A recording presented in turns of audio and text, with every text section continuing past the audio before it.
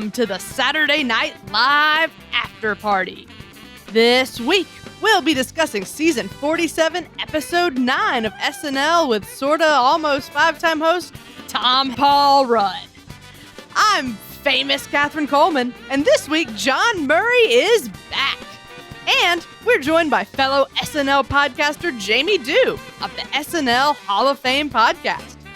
You can connect with Jamie on Twitter at SNLHOF. And if you'd like to connect with us, you can do so at snlpodcast.com. All right, here we go. Whew, so where to even begin on this one? It seems as though everything was a go as of Saturday morning, and then maybe some cast or crew members tested positive for COVID, and then things just started unraveling from there. I was like, every time a news article popped up, I was sending it to John, and I felt like I was like watching them rearrange deck chairs on the Titanic, like trying to figure out how. And I was like, there's no way this goes on air by 11:30, right? Yeah. But it did. Ultimately, we ended up with a clip show with we had Tom Hanks, we had Paul Rudd, we had Tina Fey, Kenan and Shay were still there. Now, why were they the only two? Who could know? But we got what we got. Plenty to break down. But John, first we have a guest to introduce. We do, and because I got history with Jamie Dew, I'm gonna take it from here. Jamie, welcome to the show. It's great to be here. It's great to be here. A long time coming. So, you're someone that I crossed paths with a few years ago now, because as an SNL enthusiast, you were toying around with maybe launching your own SNL podcast, and we batted that idea around for probably the better part of like 2 years. Yeah. Before you finally had your format sorted out. You were gracious enough to have me up to talk about Tina Fey, which is just always a joy for me. And we'll be able to do a little bit of that tonight as well. And then we collaborated a little bit on a Star Wars, I guess, audio drama. You know, maybe that's why it never took off. We just never had a great title for it. Yeah. If you don't understand your project, how's anyone else gonna? Right. But it was the non-official leaked Duel of the Fates episode 9 script that you decided to put to orchestration, and you recruited all your actor performer friends to do voices, and made a lovely little COVID project that I was able to piggyback on and participate in and have some fun with you guys. So we've done a lot, but we've never had deck officer number 2, I believe. Yeah. Unnamed first order officer. But yeah, the leading role. Yeah, there's no small parts. And I feel like I took that one line of dialogue for all it was worth. That's and right. If people want to check that out, that podcast is still up. They can just search for Duel of the Fates in any podcast app and find it. But like I was saying, the one thing that we've never gotten down to is having you on our show and letting our audience enjoy some of the insights and just the wealth of information that you have about the show. And we're going to rectify that tonight. We thought we would bring you in for our big 150th episode blowout. But I think we might be doing a slightly more modest show this evening, much like SNL did. Regardless, it's fantastic to have you up. So thank you so much for joining us. Oh, I'm really happy to be here. I like nothing more than to talk about Saturday Night Live, and when I can talk about a fresh episode, that's even better. Mm-hmm. Now, we didn't get quite the fresh episode that we expected. There were a few day olds in there, but I think we should have a lot of fun tonight. We should, because even if some of it was clip show territory, it was still a historic evening in many ways. The show having to just sort through the mess that this week threw at them, and the decisions they made and how we ended up with the final product that we have is just as intriguing as enjoying Dick in a Box or Christmas Time for the Jews one more time. So there's still, I think, plenty for us to bite into here.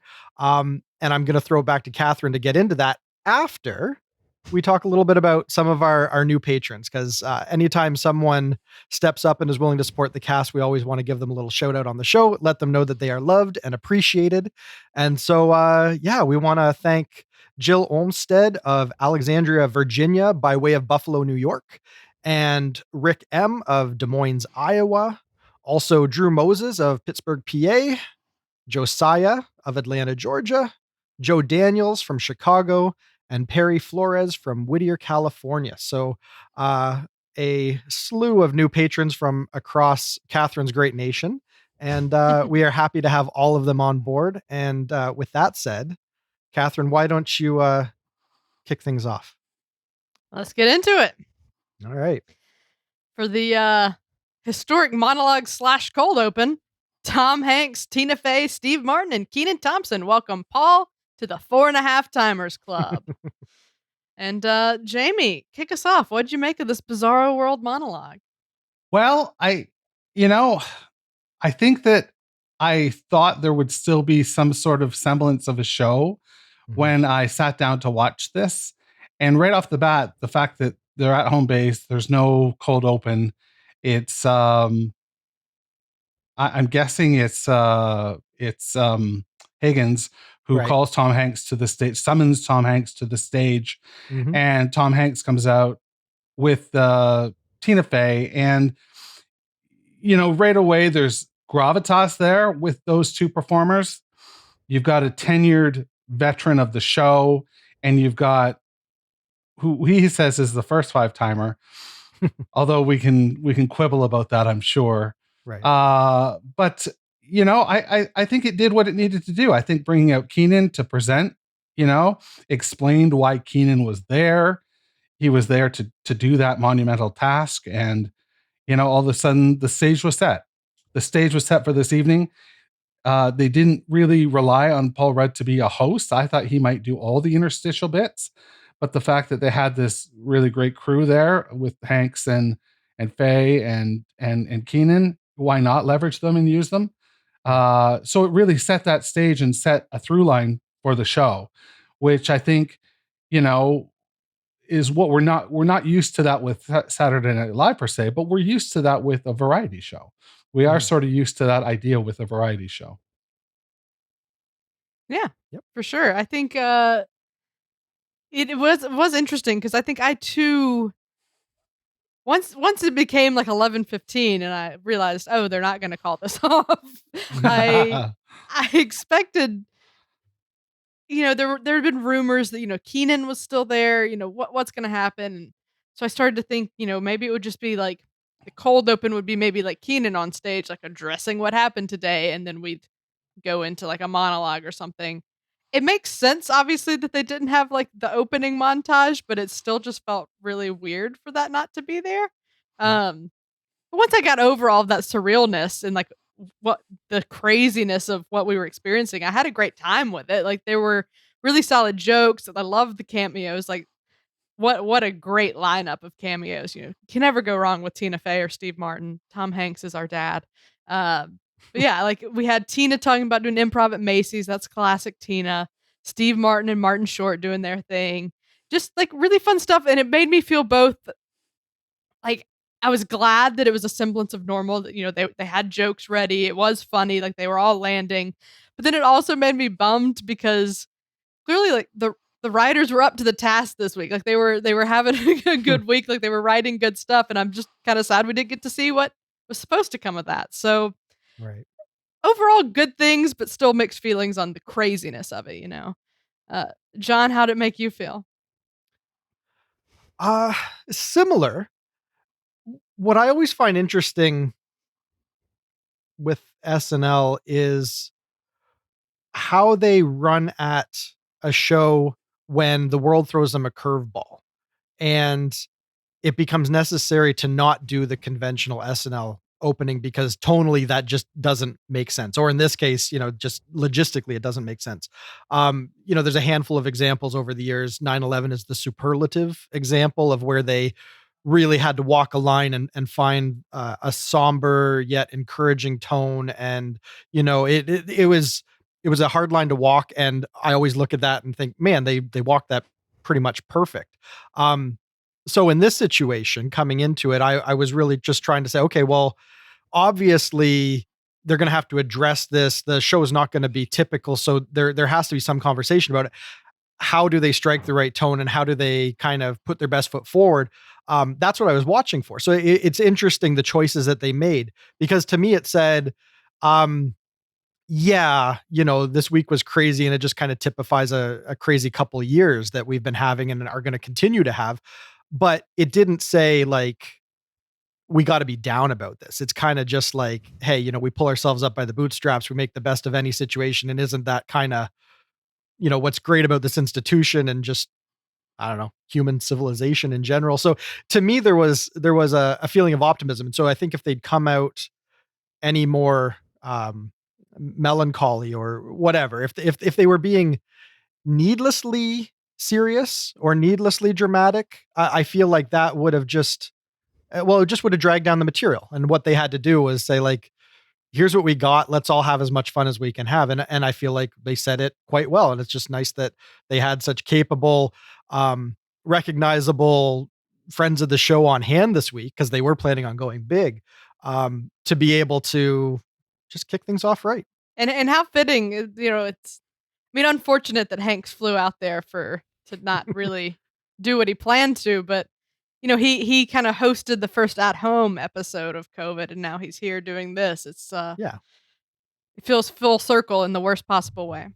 Hopefully it's positive. Hopefully those are bookends, and we can right. put this to bed. It's going to go away over the holidays, right?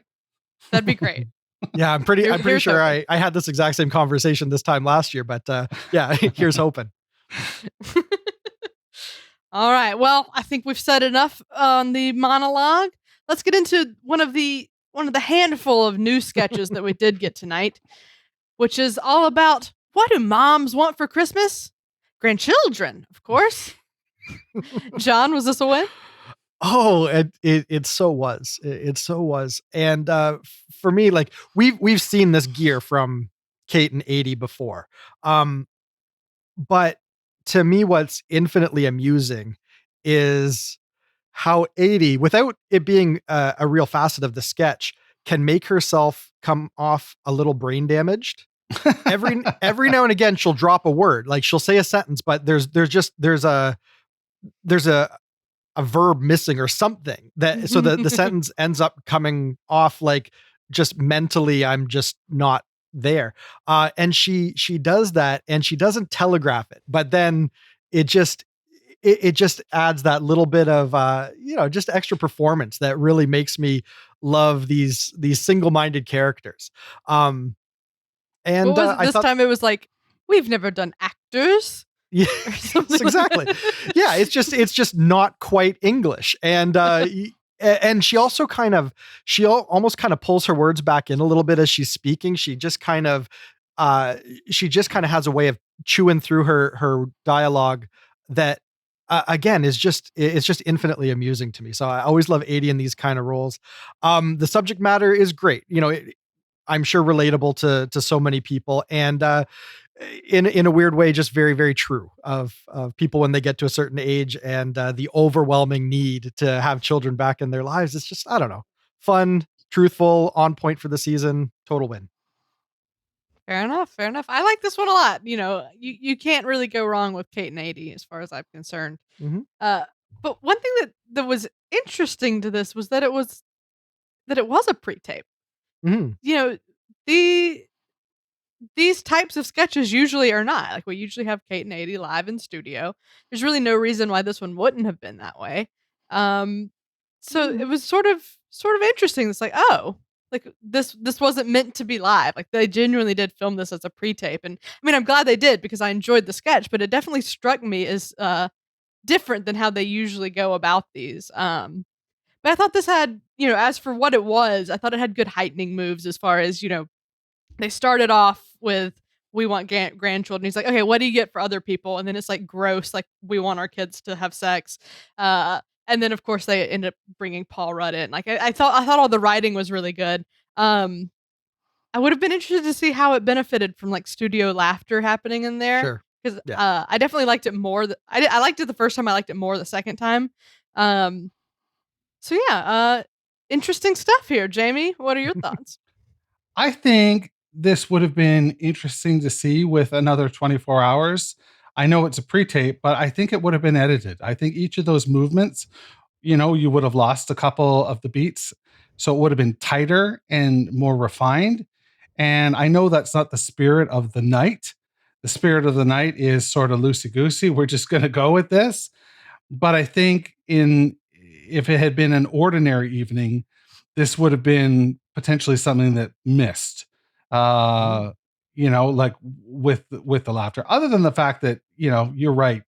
When we see Kate and Adie at this point, we have a certain expectation, and they met that expectation. They didn't let us down. It was still, really quality. But I think it could have improved with just, lopping 45 seconds off it somewhere. Yeah, if this had gone through dress and then like live, I think they definitely would have tightened it up a little bit. Yeah, I do think it needed to be a pre-tape though.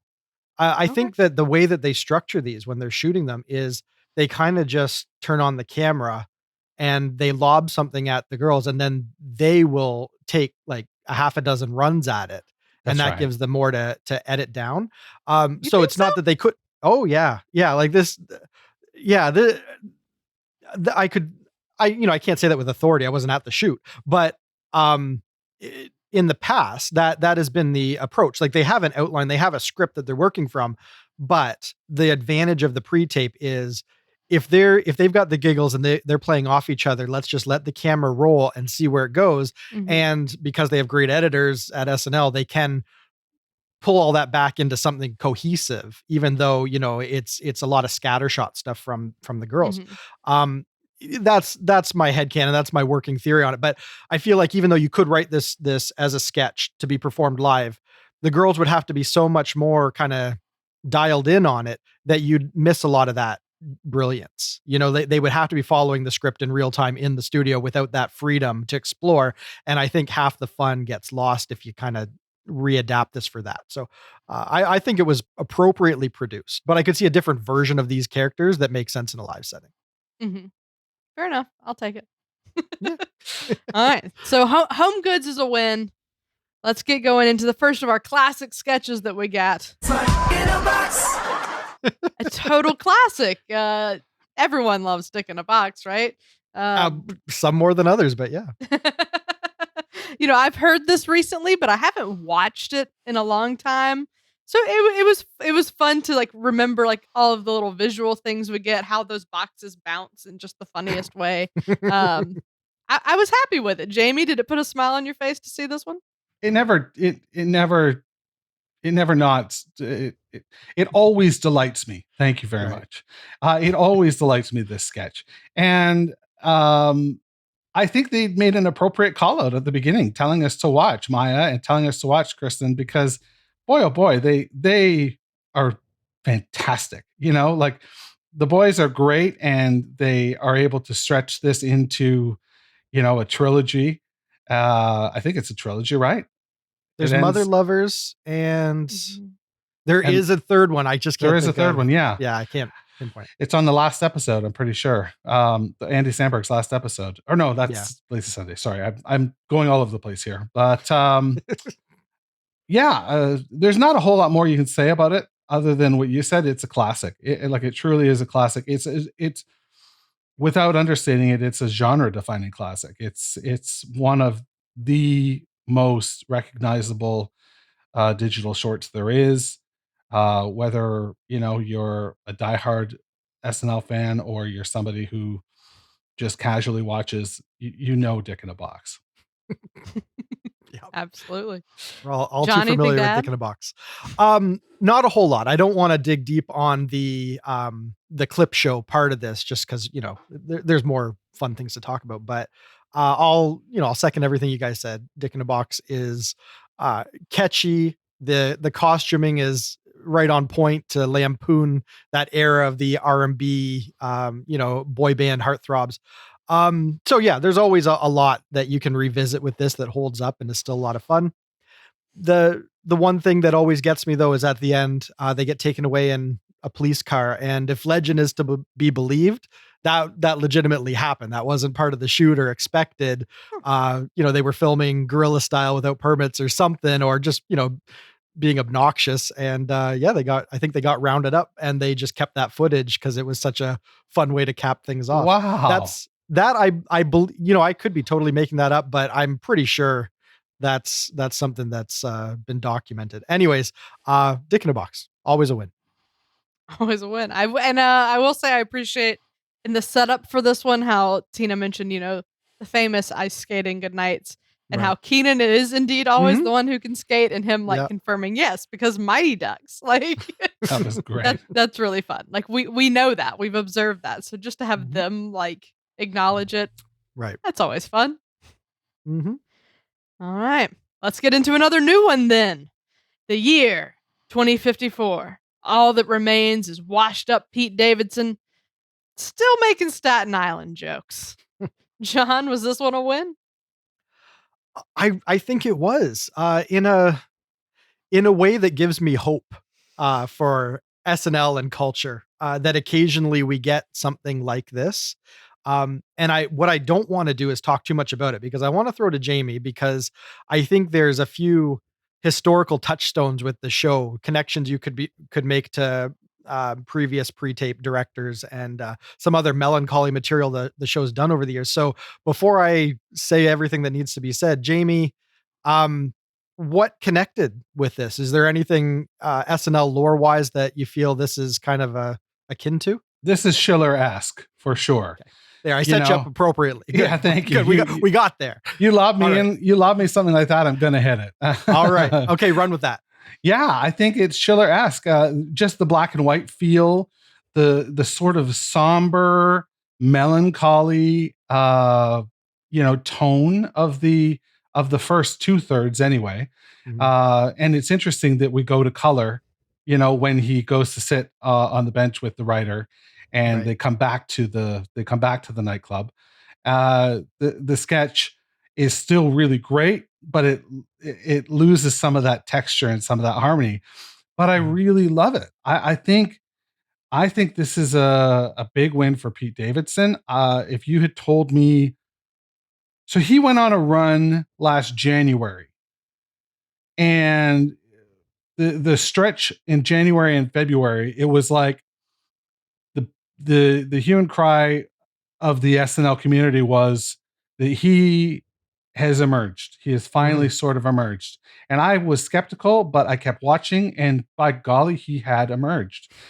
But if you told me that last holiday episode or last Christmas episode, he was going to be featured in a sketch that was 5 minutes long, meandering, and about, his sort of personal life, and about him being washed up, and there's no way I would have believed you he was A, capable of it, B, that they would have invested in that.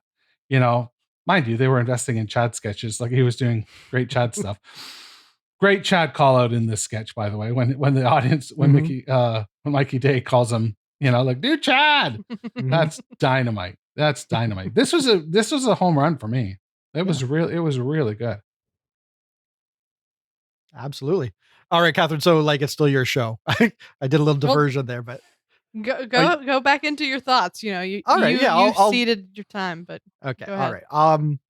So yes, I agree with all that. Obviously, the immediate thing that you would think of is some of those, just more challenging and less comedic, more about a mood and more about a theme and a tone poems, really, that Schiller would do back in the day. Don't Look Back in Anger. I think if you were going to connect it to anything, they did a sketch where it's Belushi in the future reminiscing about all the cast members that he's outlived, in black and white, same kind of idea, him aged up to be an old man. I think that there's some inspiration there, a potential connection to the type of pieces that SNL was comfortable producing back in the day, that I would like them to be adventurous and try and find those alternative forms of sketch that aren't just necessarily like joke a minute type of vehicles. So for all those reasons, I thought this was absolutely great. And yeah, I don't know what else you could say. It's just it was an unexpected holiday treat. This was interesting. I'll be the outlier here. It Okay. wasn't for me. I can respect Oh. everything they were doing. Frickin' Like millennials. it, Love you, it, Catherine. uh-huh. It was shot beautifully. Pete did give an excellent performance, but like I don't, maybe this just isn't my style. It isn't my humor. Sure. But I definitely would have been intrigued to see how it went over with an audience. That would have given an interesting feel to it, because as it was, it just sort of was unsettling to me, I think. And maybe if this was if we had a normal episode and this was thrown in again, maybe I would have liked it more then. But just like with the day that we had and with how everything shook out, it just sort of, I don't know, the vibes felt weird to me, because I was geared up for there to be sort of a melancholy thing, but then it wasn't that, and then like this was sort of sad. I don't know. I think it's a good premise. They did it well, but it's just not my style. So Yeah. Well, this It is whole what it show is. has been a roller coaster of emotions. So, yeah, no, I can see that, because I think part of what either would make this sink or swim for most audience members would be a willingness to accept from the get-go that maybe this isn't a comedy forward piece, that maybe they're going Mhm. for something else. And I Yeah. think you have to, maybe it's just having a history with the show that goes back to where they could produce stuff like this a lot more often, that you see it and you withhold judgment until you figure out what you're watching, and Mhm. then you're not quite as concerned about whether you're laughing.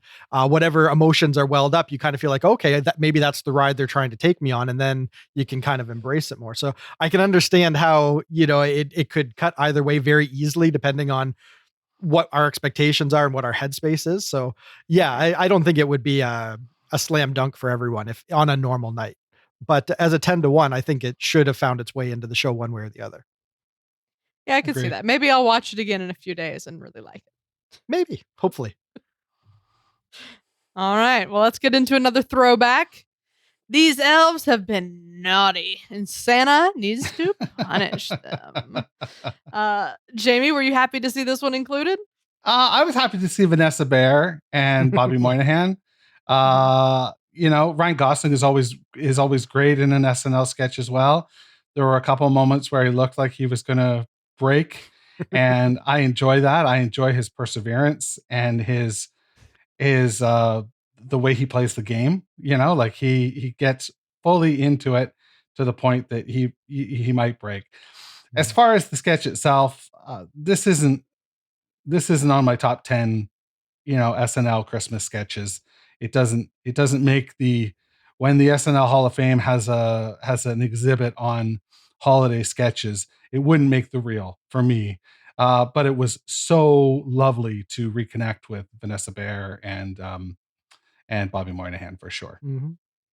Yeah, it made me really miss Bobby. I love Bobby Moynihan so much.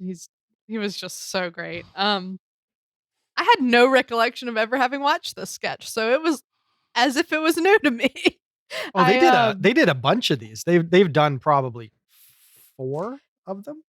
Yeah, but I do not remember the specific one. I remember the same episode. I remember like the Santa baby sketch. Mm-hmm. So I know I've seen it. It disappeared, but in a way that helped me out, because I was just like, okay, yeah, this is fun. I was able to be surprised by it again. It's just silly. I think I like Santa Baby more of the two, but I can see why they would pick this one over that for this show. Yeah. Because this one definitely has a broader appeal. Yeah, this is sort of just like it's evergreen for Christmas. Obviously, you can't play it outside of Christmas, but you could play this every year at Christmas, and it's just silly. There's nothing like super specific or topical to it other than it being Christmas. Like there's nothing that ties it to the year it aired, And yeah, it was just fun. All the performances were a good time. Bobby is fabulous, so I enjoyed this one a lot. John, did you receive it warmly? I did. And I think you kind of touched on probably why they opted for this. You wouldn't follow up that Pete Davidson piece with Santa Baby, right? Because then you're like, Right. you're throwing people just too many curves and too much, insanity. Yeah, this is a lighthearted palate cleanser. Mhm. There's no getting up to speed with the game. You it's just really fun as these elves reveal their intentions, and it gets more and more depraved, and you can see this craven look on on their faces as they're anticipating. I don't know, it's just such a bizarre, sick little thing that I always get a kick out of it. And Jamie, absolutely.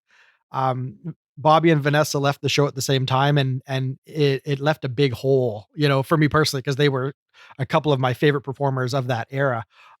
So yeah, it's always nice to see them side by side just doing their thing.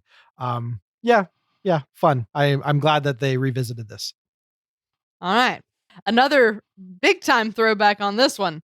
From 1991, it's Carl Sagan's Global Warming Christmas Special.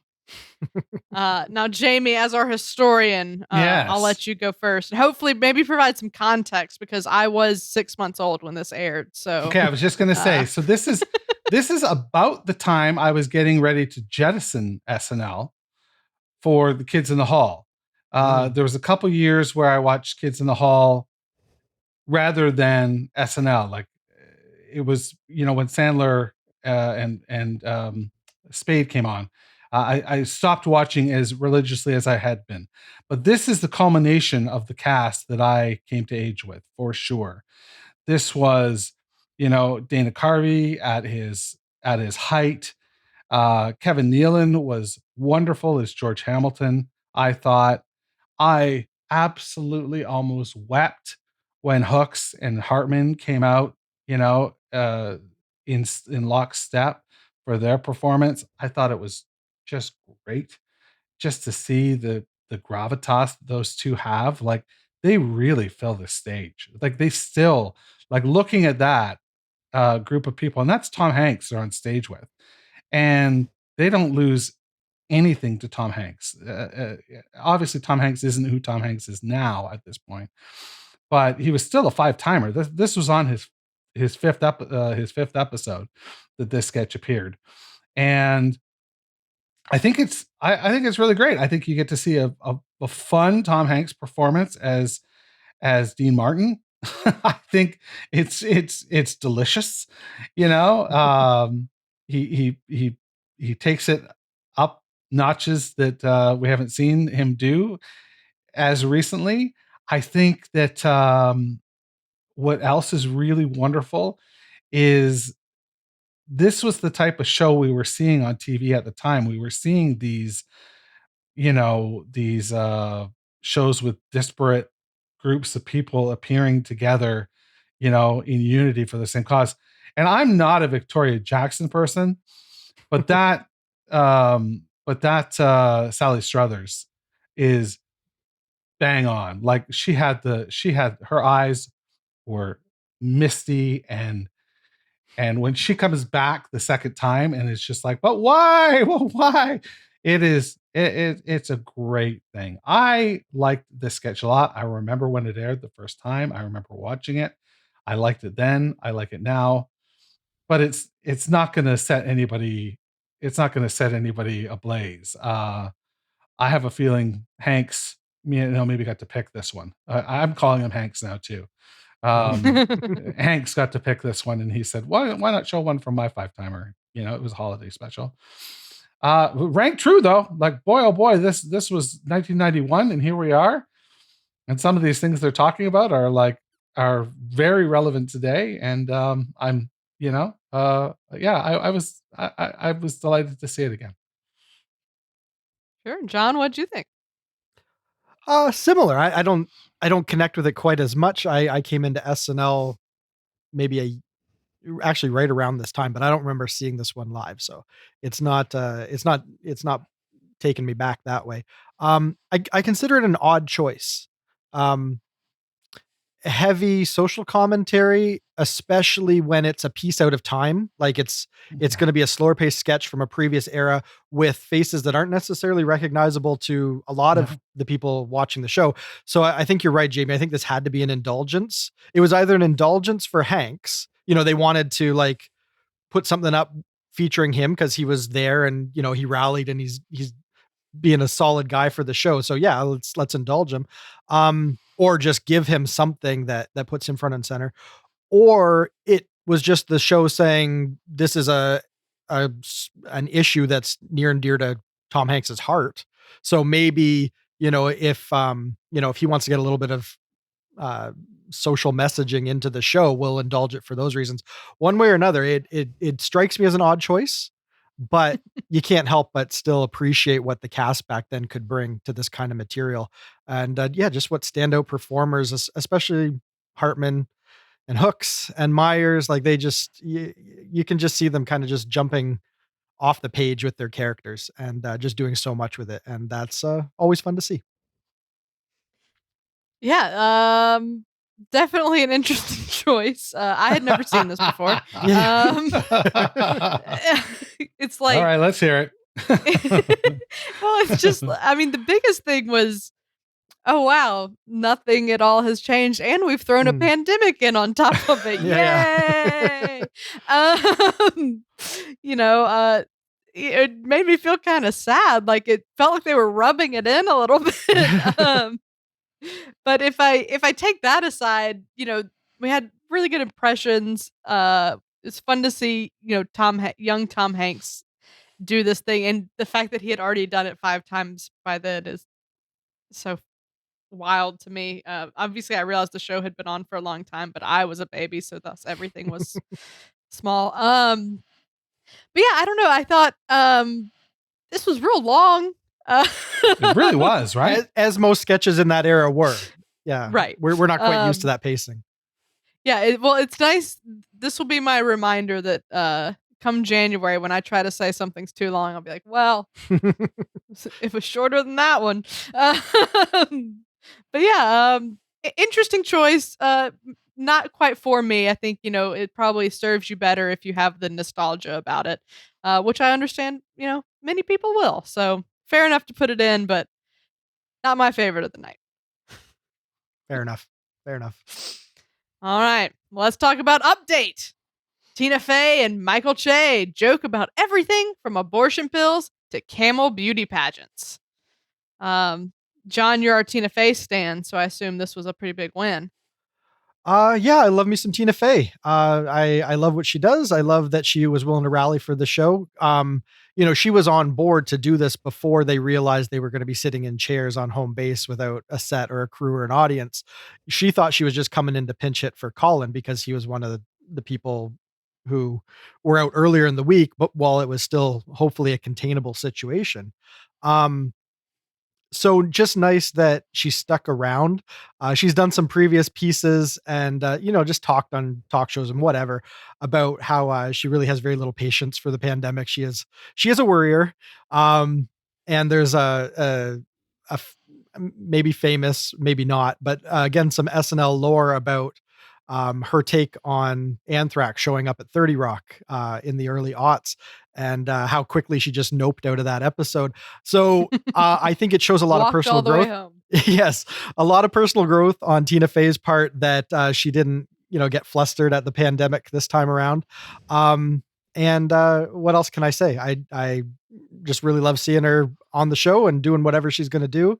And I thought that she landed a couple. It was a tough situation to be trying to lob Weekend Update jokes with only a few faces to try and, bounce that off of. So a challenging situation, but I still enjoyed some of the jokes, even if I had to sort of parse them and put them back together in my head and say, would this have played on a night with a raucous audience, and realize that some of the material was genuinely strong, even if it's a little harder to connect with it in this situation. So yeah, I enjoyed it. Yeah, I thought this was really solid stuff. It was interesting to see this looser version of Update, this is what it looks like in rehearsals probably. So it sort of felt like you were an insider getting to watch this. I think some of the jokes you can feel would have landed better had they had the graphics, like the camel one probably I think the maxi pad one probably would have. Yes. Yeah, that's what I'm doing. I'm picturing in my head, how would this play with a graphic to support it? Yeah, exactly. Right, and I can only imagine what they would have come up with. But I think the maxi pad one would have killed. Maybe if there was more female audience in there.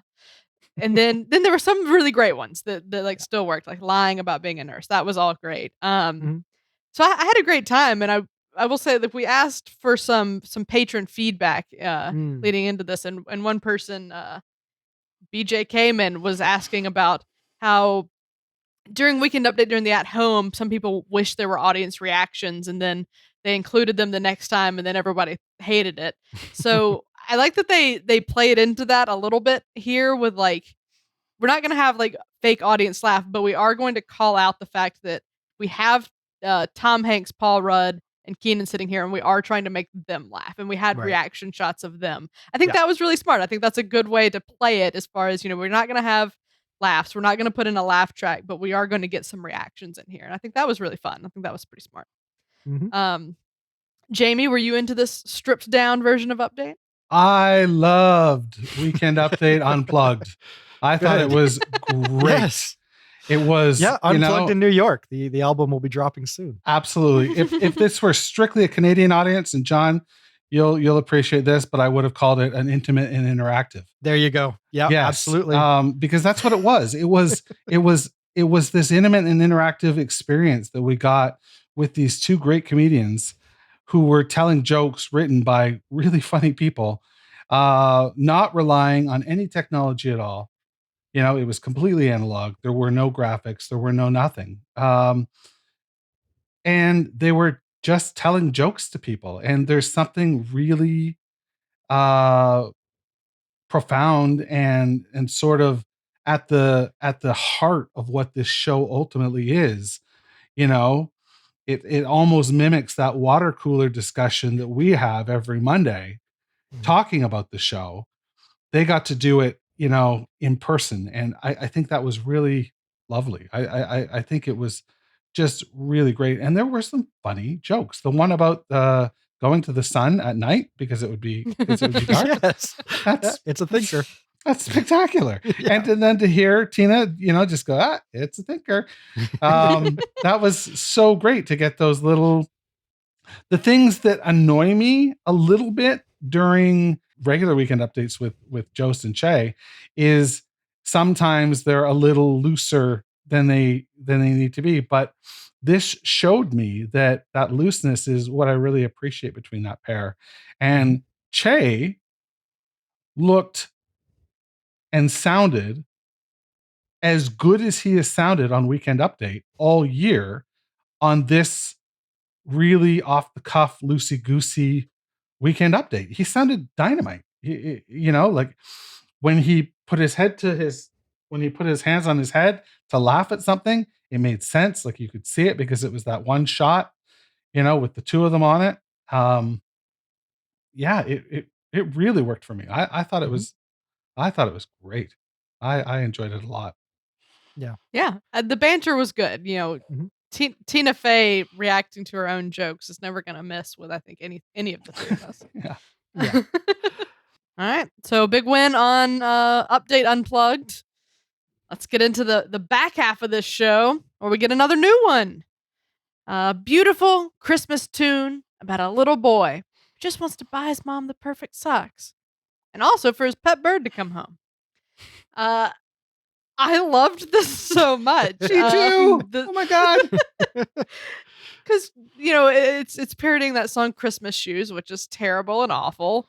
It has so much exposition in it. And so I love that they just play up that angle of like, we're just going to sing you this whole story. And then like they pepper in the fact that in this world, there are other people in the store. Like, and they would be annoyed.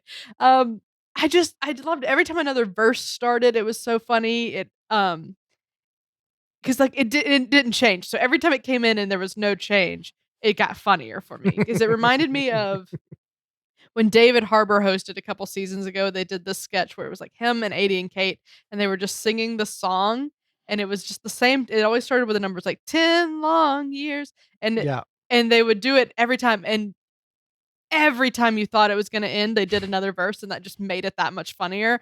And that's how this felt to me. I was just cracking up. The way the details kept piling on. By the time the mom gets there, and he's like, "I'm friends with your son." This was wonderful. Just truly weird stuff. Huge win. Jamie, did you enjoy it? Yeah, you said you did. So yeah. Hi, yeah, I is this Kyle Mooney? Like, did he write it? Do we know? I'm not sure.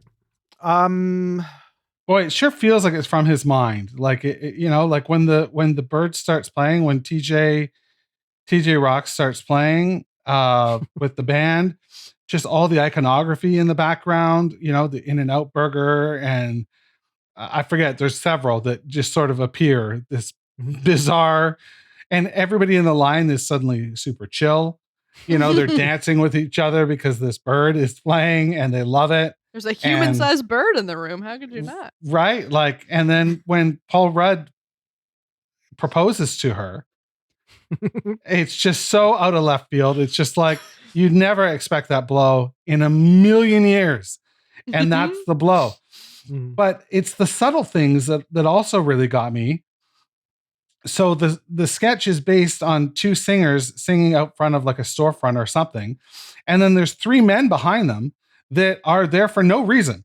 They don't do anything. Yep. They don't sing backup, but it looks like they're going to sing backup at some point, but they're there for no reason. And Kyle and Paul Rudd both have completely different hair.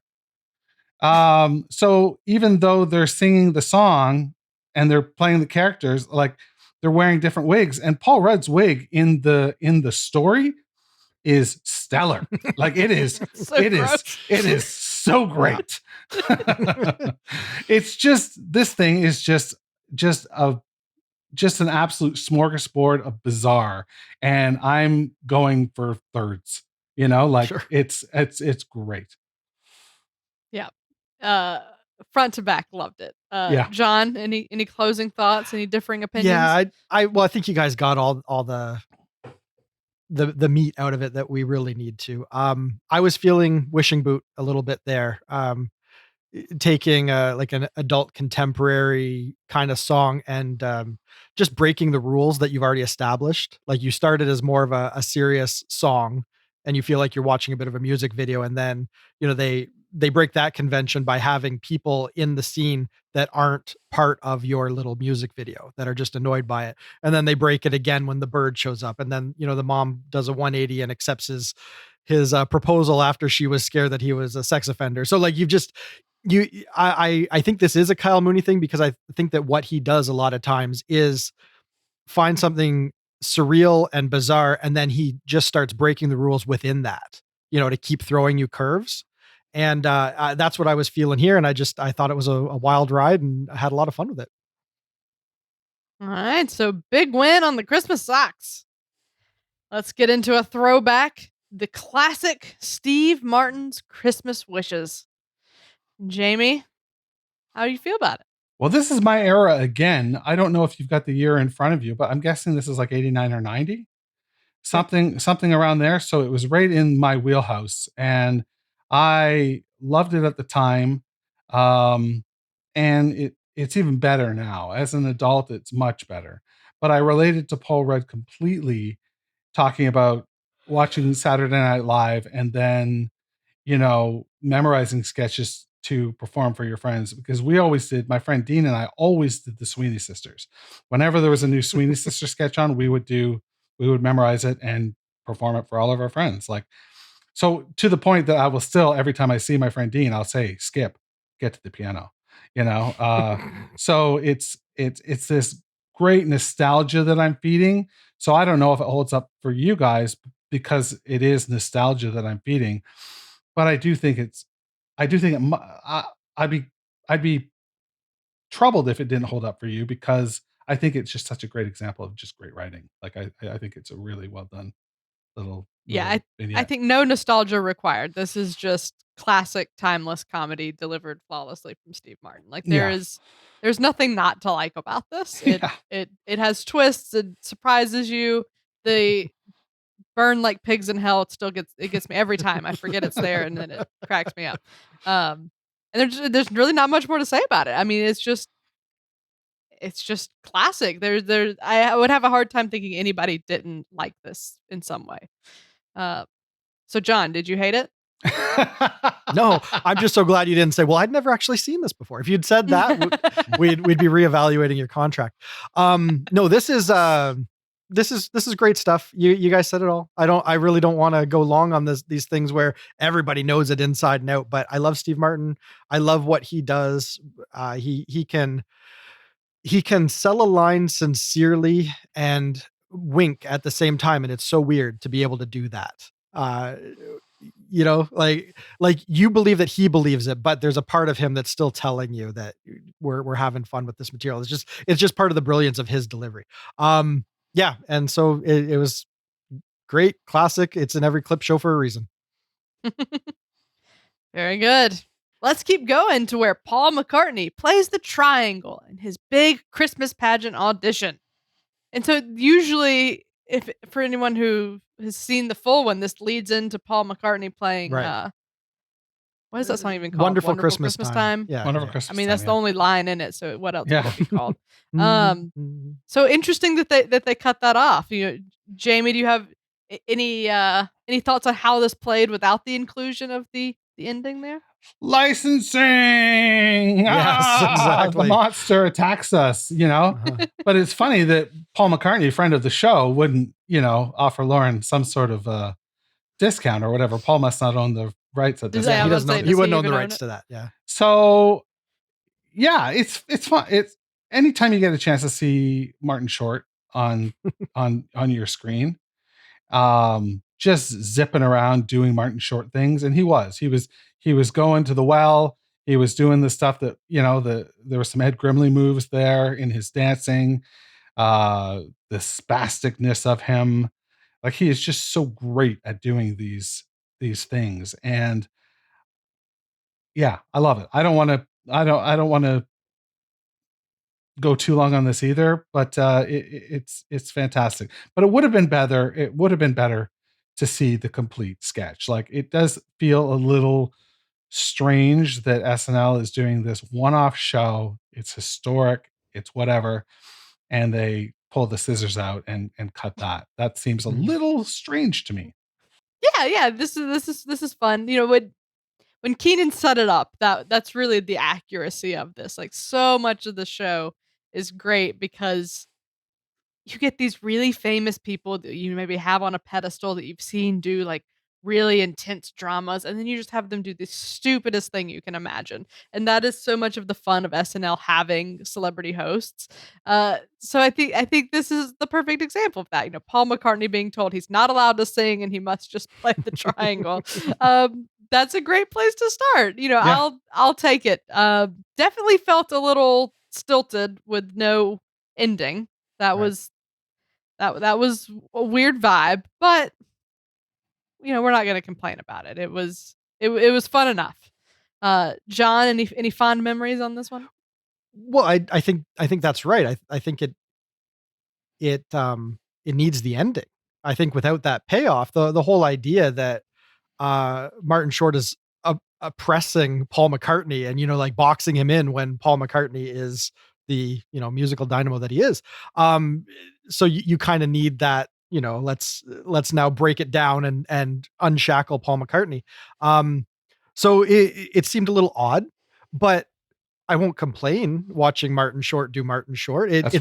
It's funny to see, Steve Martin in sort of one of his prime eras with the show. I guess there's never been an era where he wasn't in his prime with the show, but that could have been considered peak Steve Martin.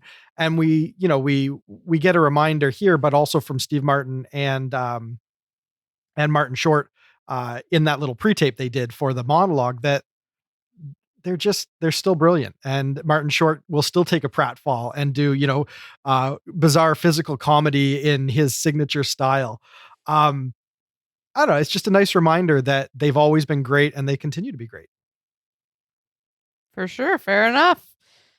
Let's get on with it then. Another one, a little bit more recent. A polar bear attack at the North Pole, as reported by a black elf in sweatpants.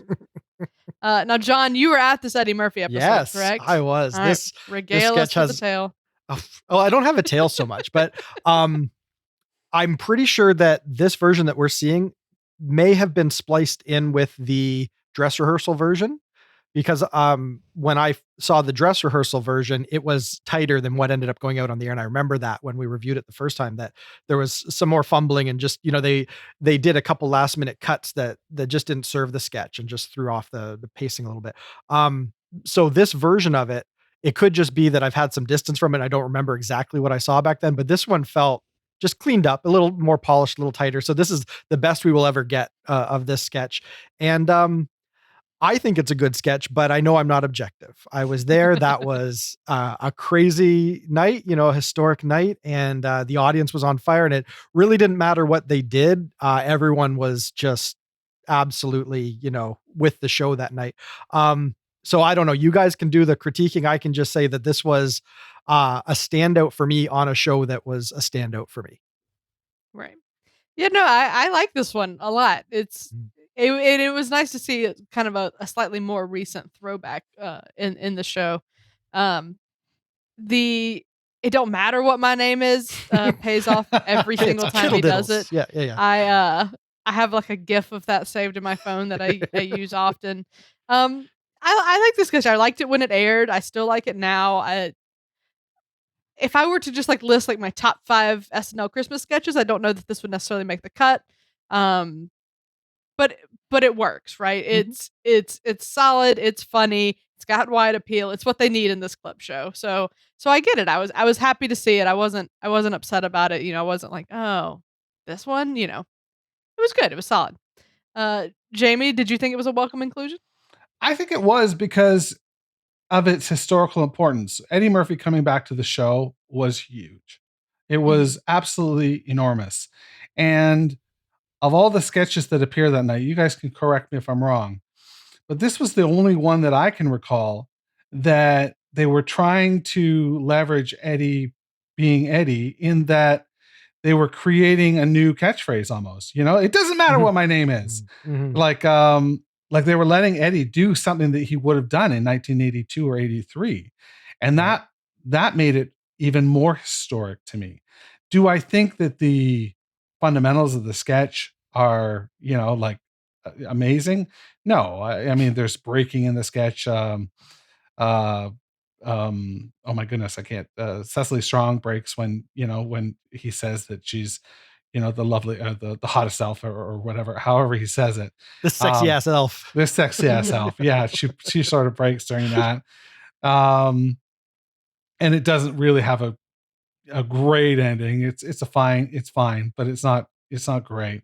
But for the historic nature of it, I think it has to appear on there. Like Eddie Murphy coming back in 2019. Like, we're going to look back in 20 years and go, we missed out on Eddie Murphy doing stand-up again. We missed out on an arena tour of Eddie Murphy doing stand-up, because he was gearing up. He appeared on Comedians in Cars Getting Coffee. He was on SNL, and he was showing up in LA at like clubs doing stand-up again. And I think that, when all is said and done, we're not going to get that tour that we might have got, which is unfortunate because, although the material didn't age very well, Delirious and Raw are two of my favorite, comedy stand-up performances, right? So it would have been cool to see him tackle things in a new paradigm. Yep. Yeah, and you're right, because I'm thinking, I feel like there was maybe one other Christmassy sketch when he hosted. John, you probably remember. Yeah, they did. They did Demon Cake. Yeah, and then they had him doing Mr. Robinson, and it was Christmas time because he was stealing Amazon packages. But you're right, Jamie, that this was one of the rare moments where they cut him loose to just take a performance and run with it that you hadn't seen before. So he just had to put his genius into it. Whereas Buckwheat, we know what we're getting, That's right. Gumby, we know what we're getting.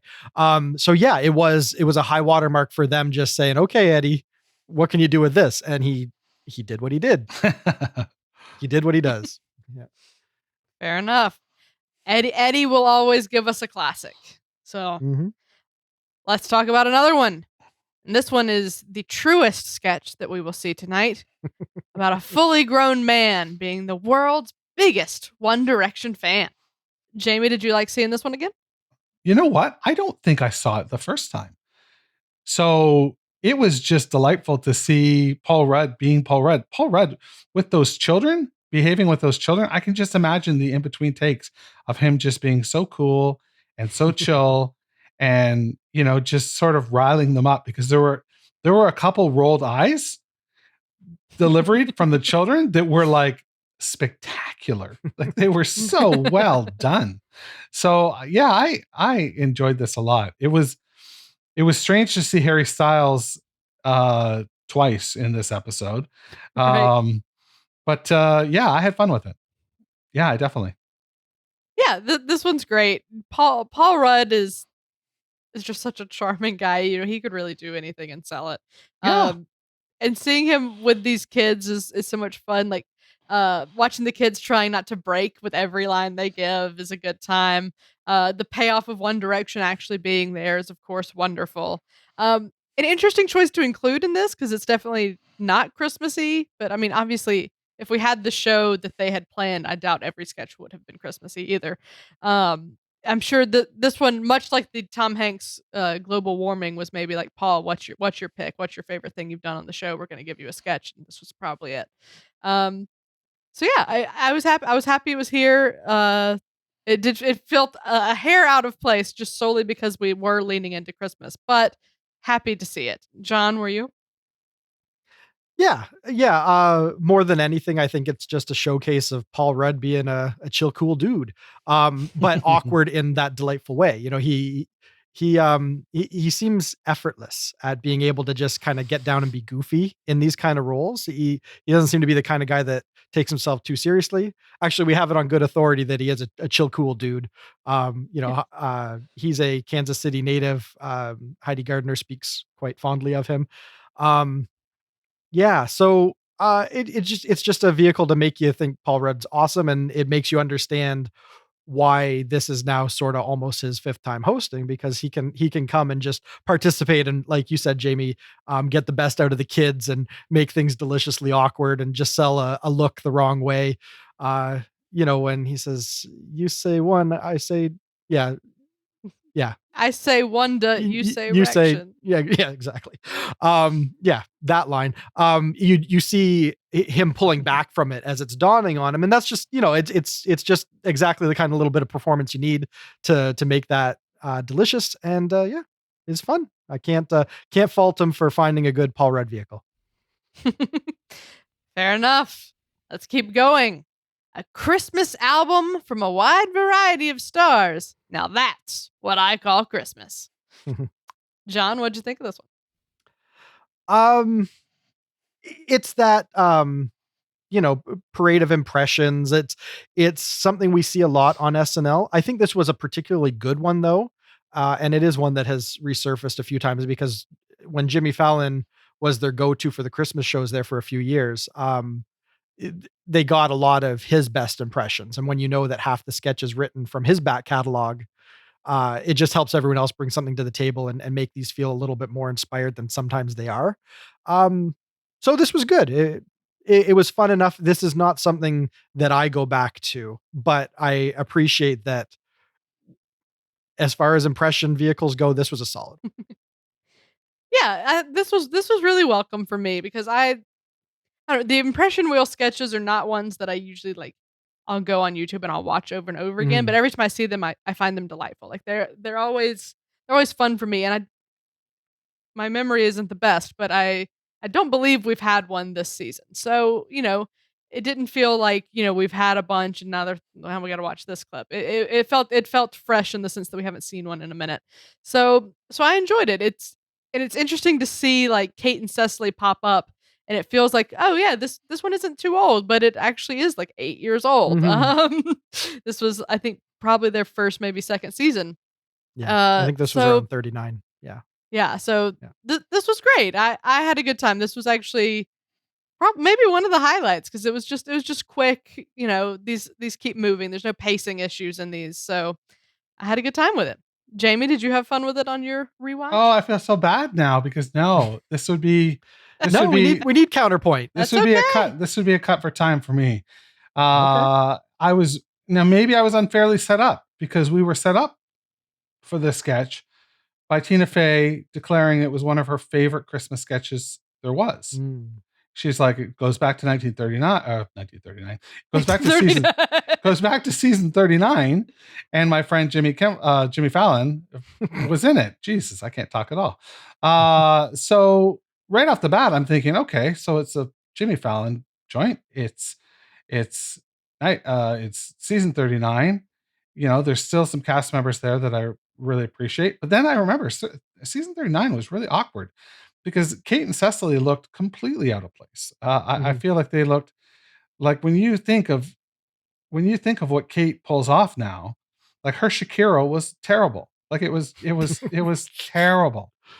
And it pulled me out right away. I thought Fallon was fine, but we didn't get his best musical impersonations. This was not something that really worked for me. I didn't like it.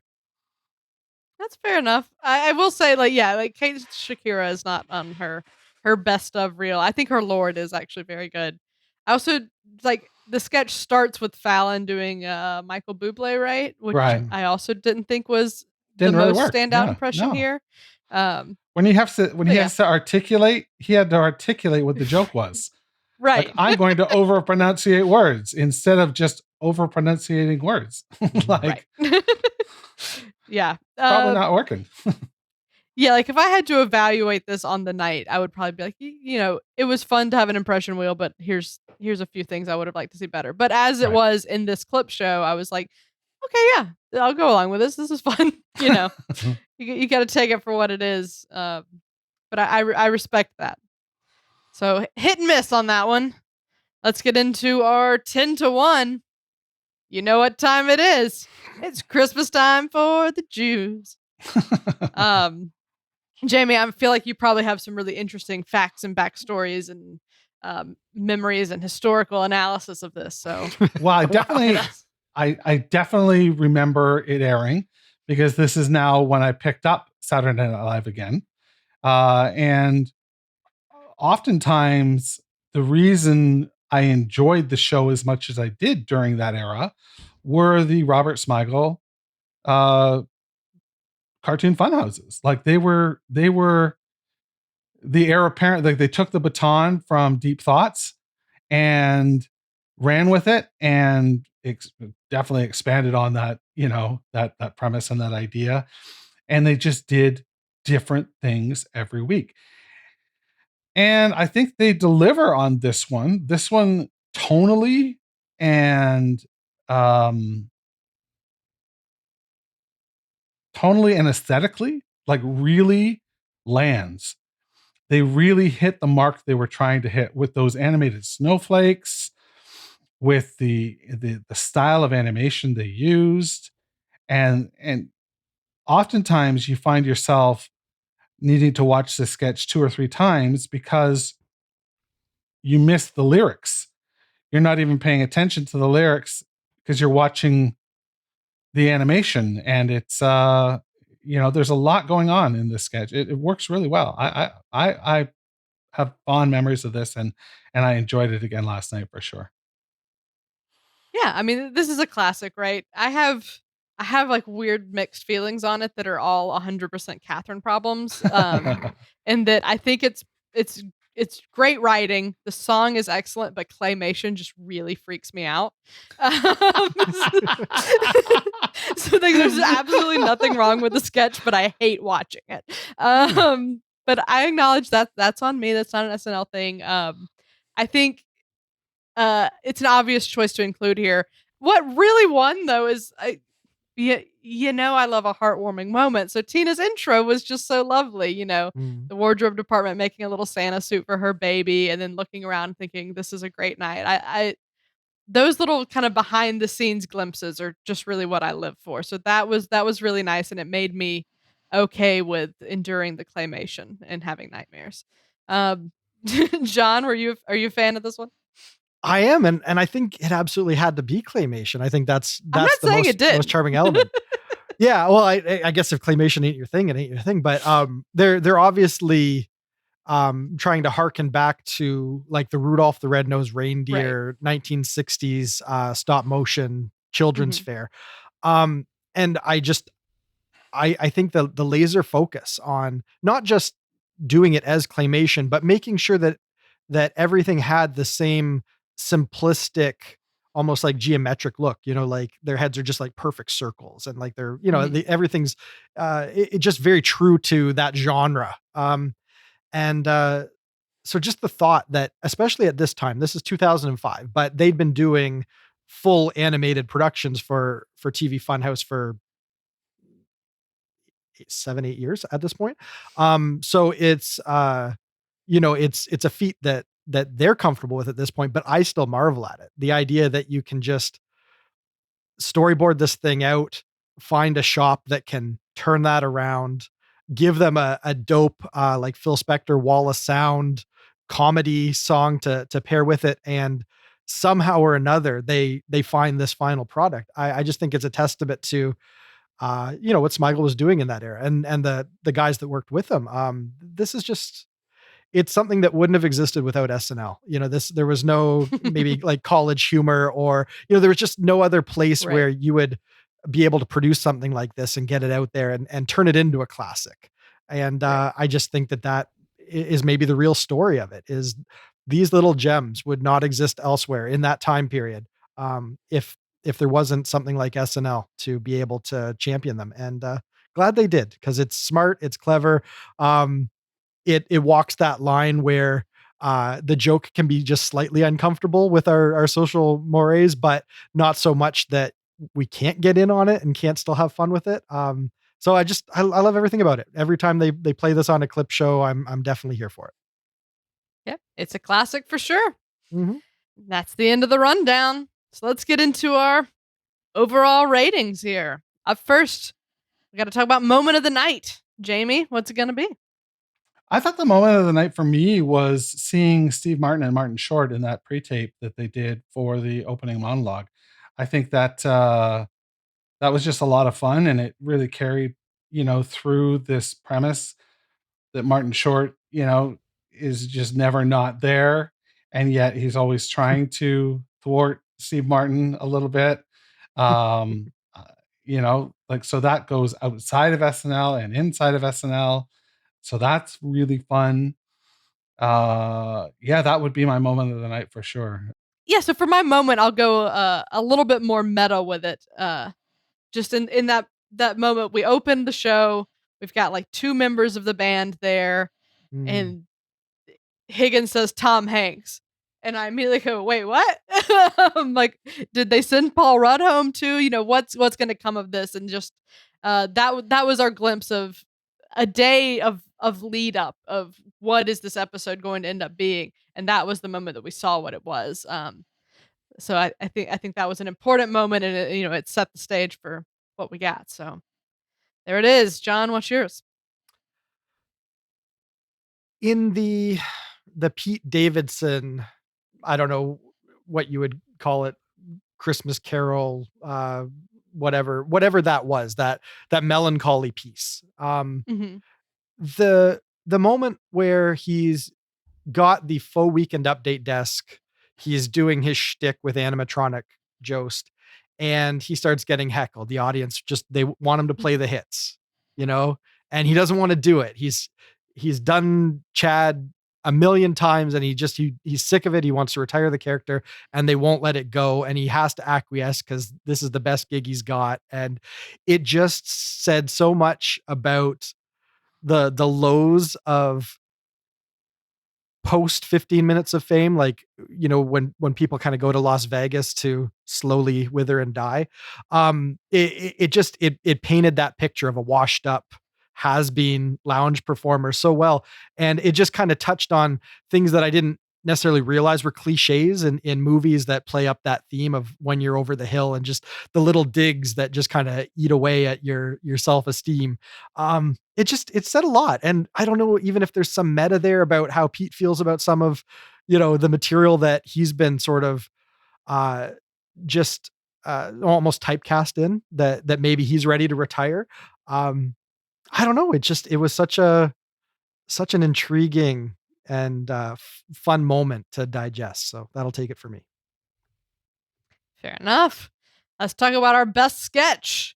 And I think everything's on the table. It doesn't have to be a new one. It can be a repeat. So Jamie, what's your best sketch? I think the best sketch of the night, I am going to put up a little fence around the new material, and because otherwise it's just not fair. Sure. So the fence around the new material, I think Pete in 2054 was stellar. I think that's something that, during the 100th season of SNL, when Pete passes away, that'll be the sketch they play, His in memoriam. to show off his bona fides. And yeah, I think it was really good. I Mhm. enjoyed that. I'll definitely revisit that. Fair enough. I got to give it another play. That's what I'm learning here. I think yeah. Like I will allow you to give it to an older one, but I too I want to give it to a new thing. I agree with you there. It's like that it does feel unfair, but I'm gonna go Christmas socks all the way. I loved it. It surprised me. I was cracking up. Um, it just had everything I wanted in this Oh show. yeah, So maybe it's a tie for big me. win. John, what are you gonna give to? I'm torn because I want to give it to um 2054 Pete Davidson thing, because I really like when the show takes a swing like that. And someone had to be able to pitch that and sell it from the script for people to Mhm. understand that there was going to be brilliance when they actually built the visuals to support the vision. And I think those things just don't cut through as much as they need to. And I think sometimes that just is because the writing staff is in a particular groove with what they're comfortable with. And so they aren't looking to explore other things. So if this is just a result of just a writing room that is supporting these kind of endeavors, and there's a few players in the writing room that are championing these and have a voice for this kind of more outside the box stuff, I just want to applaud it. So I want to give it to that. But I did laugh more at the socks. Like, if I'm going to be perfectly honest, those bizarre, sort of like surreal, like just trying to understand the world as you get pulled through it kind of sketches, uh, always work for me. And I love, well, I don't love, but I think it's interesting that it takes a night like last night to get a Kyle Mooney thing over. So it's that's also something that we just don't get enough of on the show, because a lot of times that sensibility isn't broad enough to make the rundown. So somewhere between those two, I was having a lot of fun. Okay, but you have to pick one. Oh, okay. Well, I'm gonna go with 2054 because, like I said, Okay. I feel like that's the bigger achievement of the night. Okay. Fair enough. Fair enough. Yeah, so I guess across the board, those are definitely the two standouts. Sorry, Home Goods. Sorry, Also Dick. fun, also fun. Sorry, Dick in a box. Yeah, You just lose. you just didn't age well. Sorry. All right. Well, up next, we got to talk about the MVP. Jamie, who is it? Oh boy, this is really tough to nail down who the Right. MVP is in a show that is a clip show. Mhm. But I think based on what I made my pick for moment of the night, I think it's going to become pretty obvious that my MVP for this show is Martin Short. I think I love his performance in that pageant sketch. I think it's great. We missed the blow with the Paul McCartney thing, but it doesn't take away from his performance at all. His performance was sublime. And the fact that he did a pratfall in the pre-tape, And even the little subtle things when he hands Steve Martin the drink, he puts his finger in the drink, like that's just him sort of being in the character of this waiter who is pissy with Paul with Steve Martin for being Steve Martin, and he puts his finger in the drink. That's like really subtle stuff that just works really well. Mhm. And he is a master of that. He is somebody who is just he's a craftsman. He's just an absolute craftsman, and I think he's great. So he is my MVP for the night. Fair enough. I think that's a very solid choice. I'm gonna take the wind out of John's sails here and give it to Tina Fey. Oh. Because I think she was game to come in when it was just gonna be taking over for Jost. And we both applaud that, and we love to see Tina Fey. So that's exciting. It's like, I'm sad that Jost is maybe sick, but I'll take Tina Fey. So I think it's great she was game to do that. And then when everything fell apart, she was still game to come in and introduce sketches and tell us stories and just be Tina Fey. And there were so many moments where you could see that of the people there, Tina Fey was the improviser. Especially in the good nights, you could see her she was hamming it up for everybody, and Che's just kind of chilling, he's kind of laughing, but Tina's waltzing. And I think she had that nice heartwarming story about her daughter. She did update. It was a Tina show for me. I would be tempted to say it was Tina felt more like the host than Paul. So, um, John, who's your MVP? Well, always happy to hear Tina Fey get an attaboy. I'm going with Pete Davidson. Because I buy into the narrative. Like Jamie, you were talking about how sort of around this time last year, people were like, man, he's really having a solid run and they're throwing a lot of challenging stuff at him. And has he been taking some lessons at, UCB or something? Like there was a sense that Pete finally cracked SNL, finally, found his groove.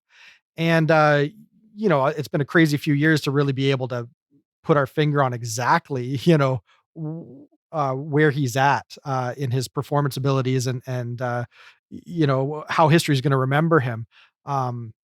Just because the show has been, it's run the gamut from the at-home editions to what we watched there yesterday. But I feel like that narrative is true. He came on the show because he was kind of the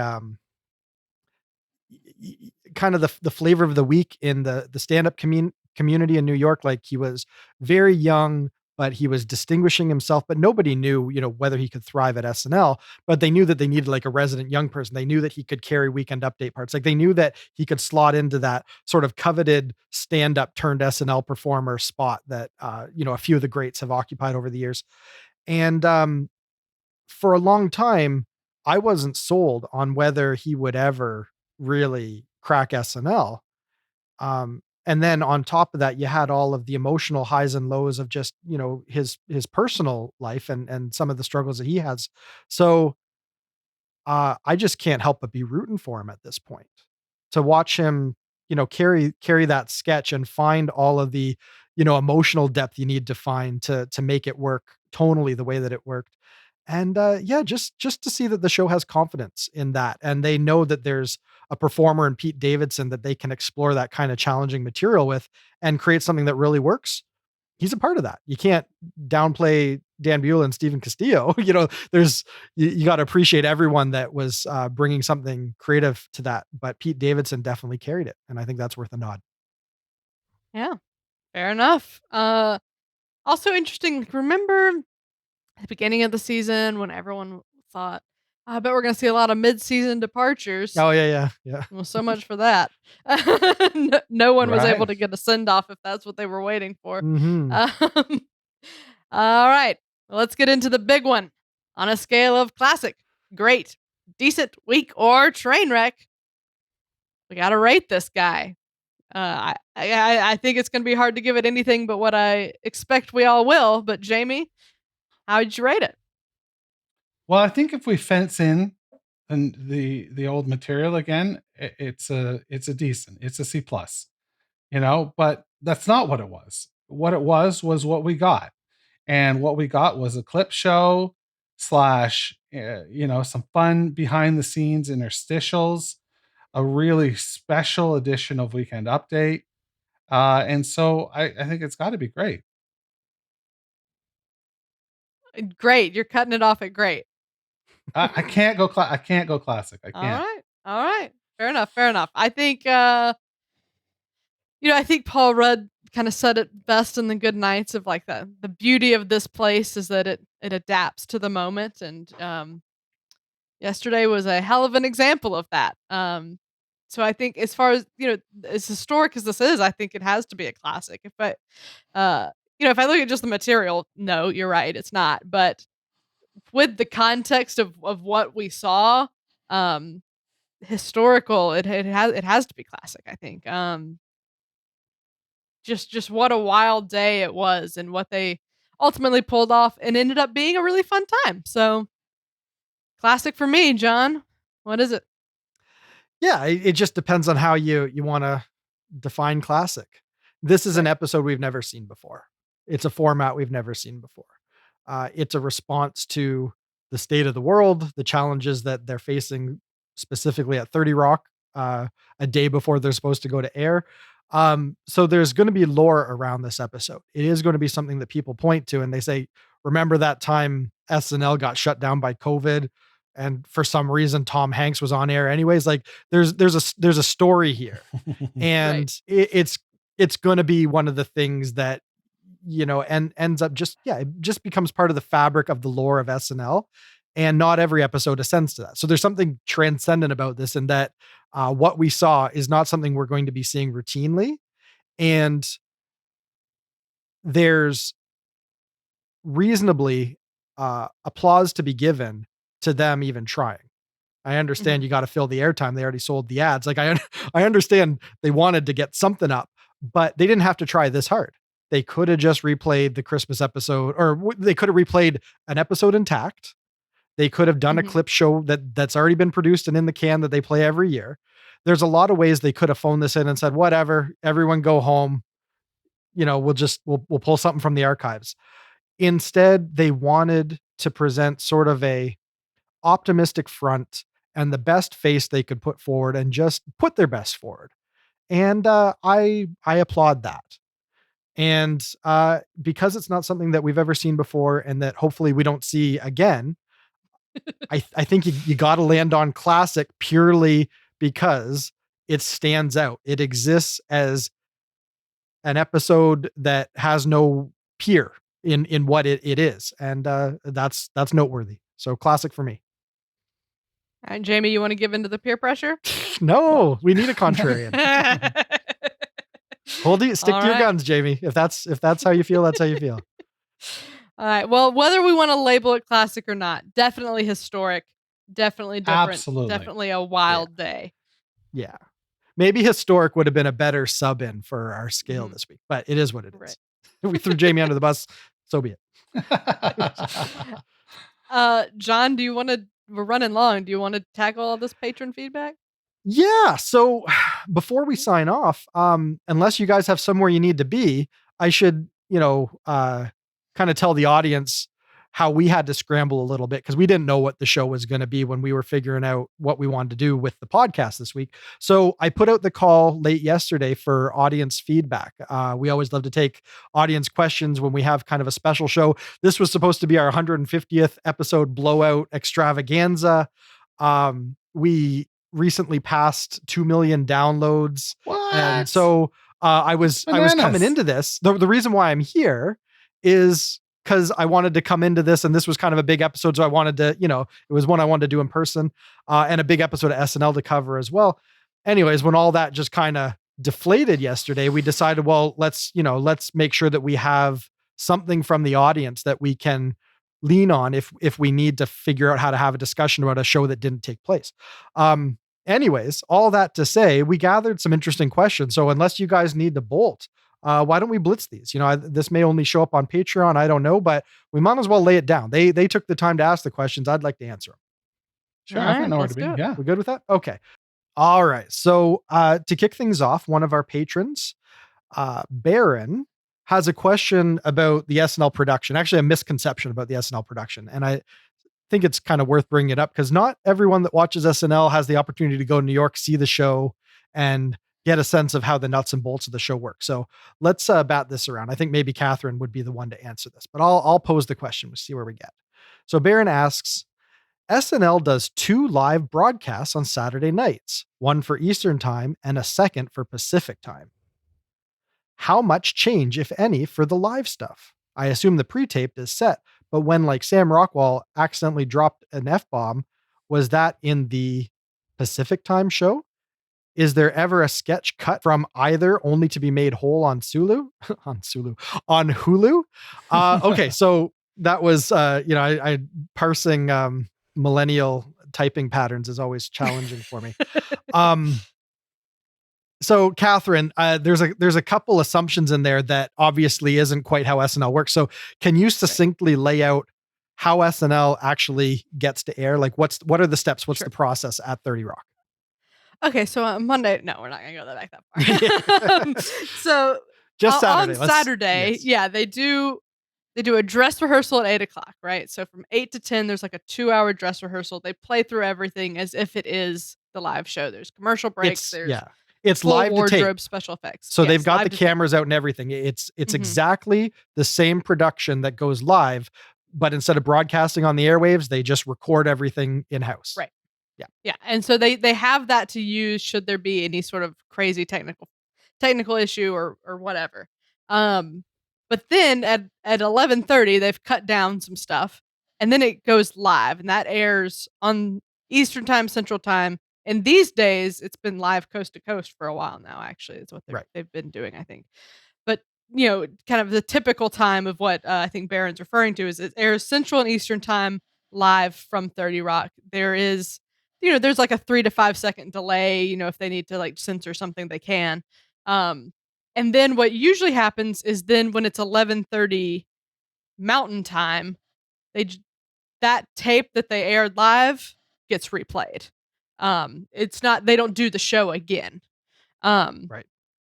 So I think that's a little bit of a misconception. There are 2 shows in the sense that there's a dress rehearsal and a live show, but there is only one live show. Now, do they sometimes take stuff that goes wrong in the live show, or they just didn't like how it played, and take the dress rehearsal footage to cut it in? Yes, but that's not done by the time the Pacific, the West Coast feed goes. That's like something for Hulu or for YouTube and stuff like that. So yes and no, Baron, I guess is sort of the answer to your question. Right. So he's correct in knowing that they do the show twice. Right. Where he's misunderstanding is that it's not because of the time zones.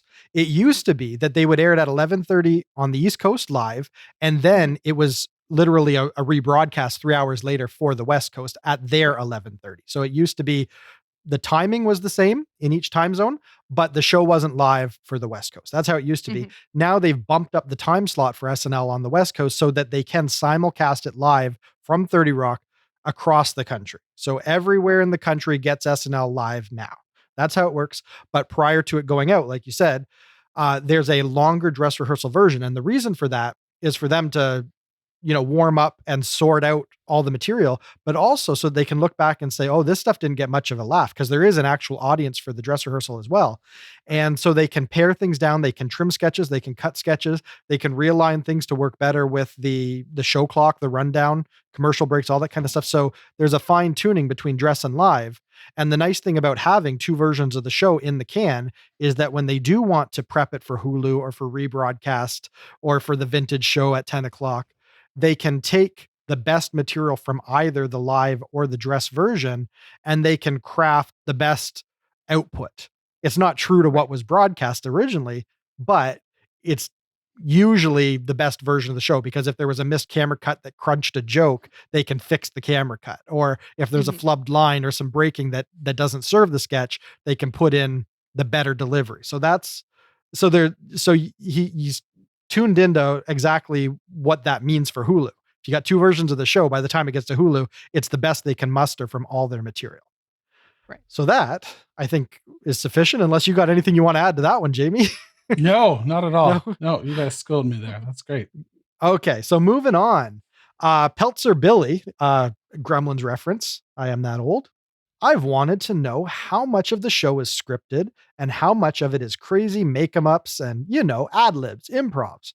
Because I heard when Christopher Walken hosts, he just says whatever he wants. He free associates and makes up the skits and bits right there, and people seem to enjoy it.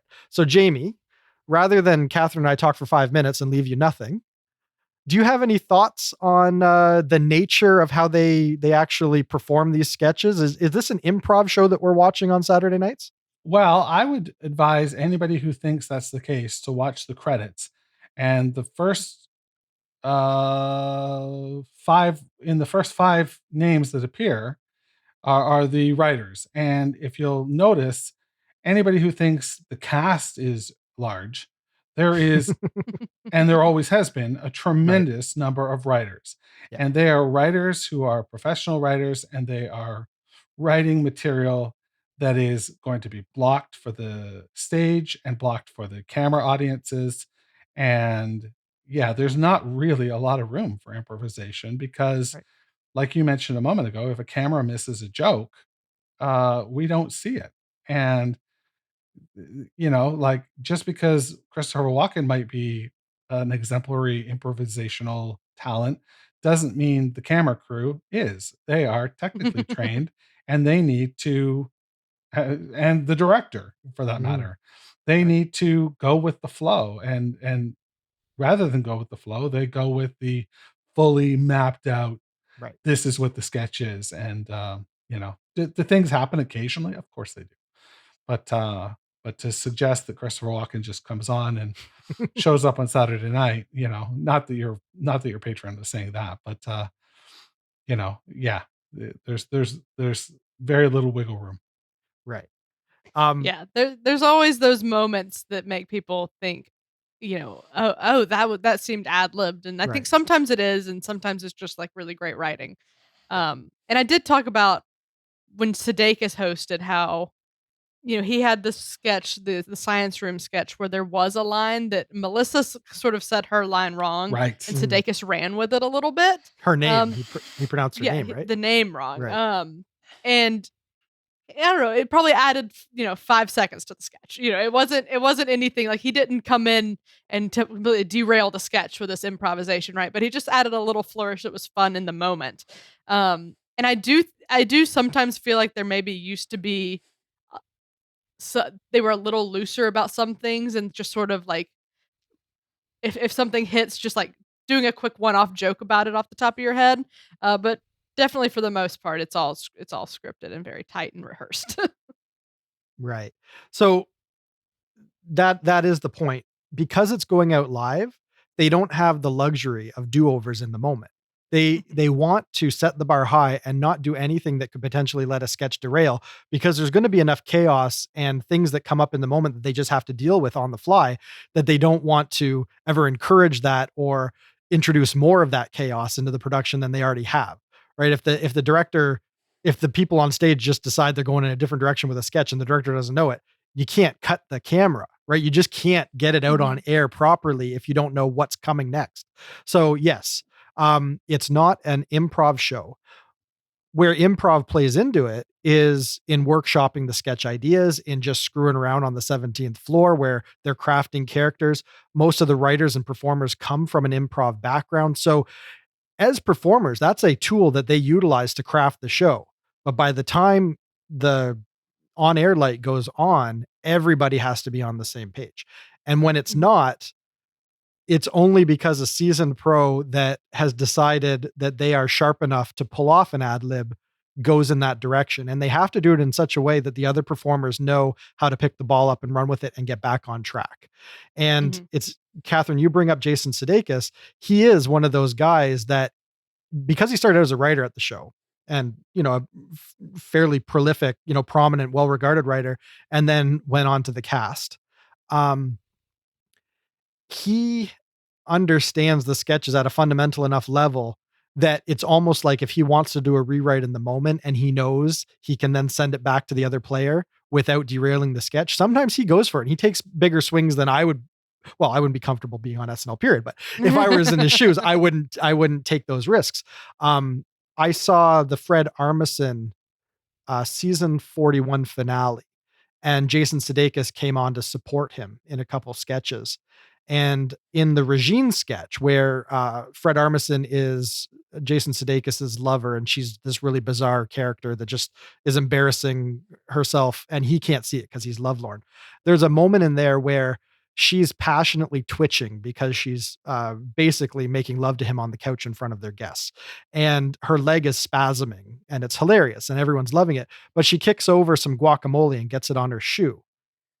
That didn't happen in the dress rehearsal version. In the dress rehearsal version, they followed the script. But when that happened in the live version, Sudeikis sees that.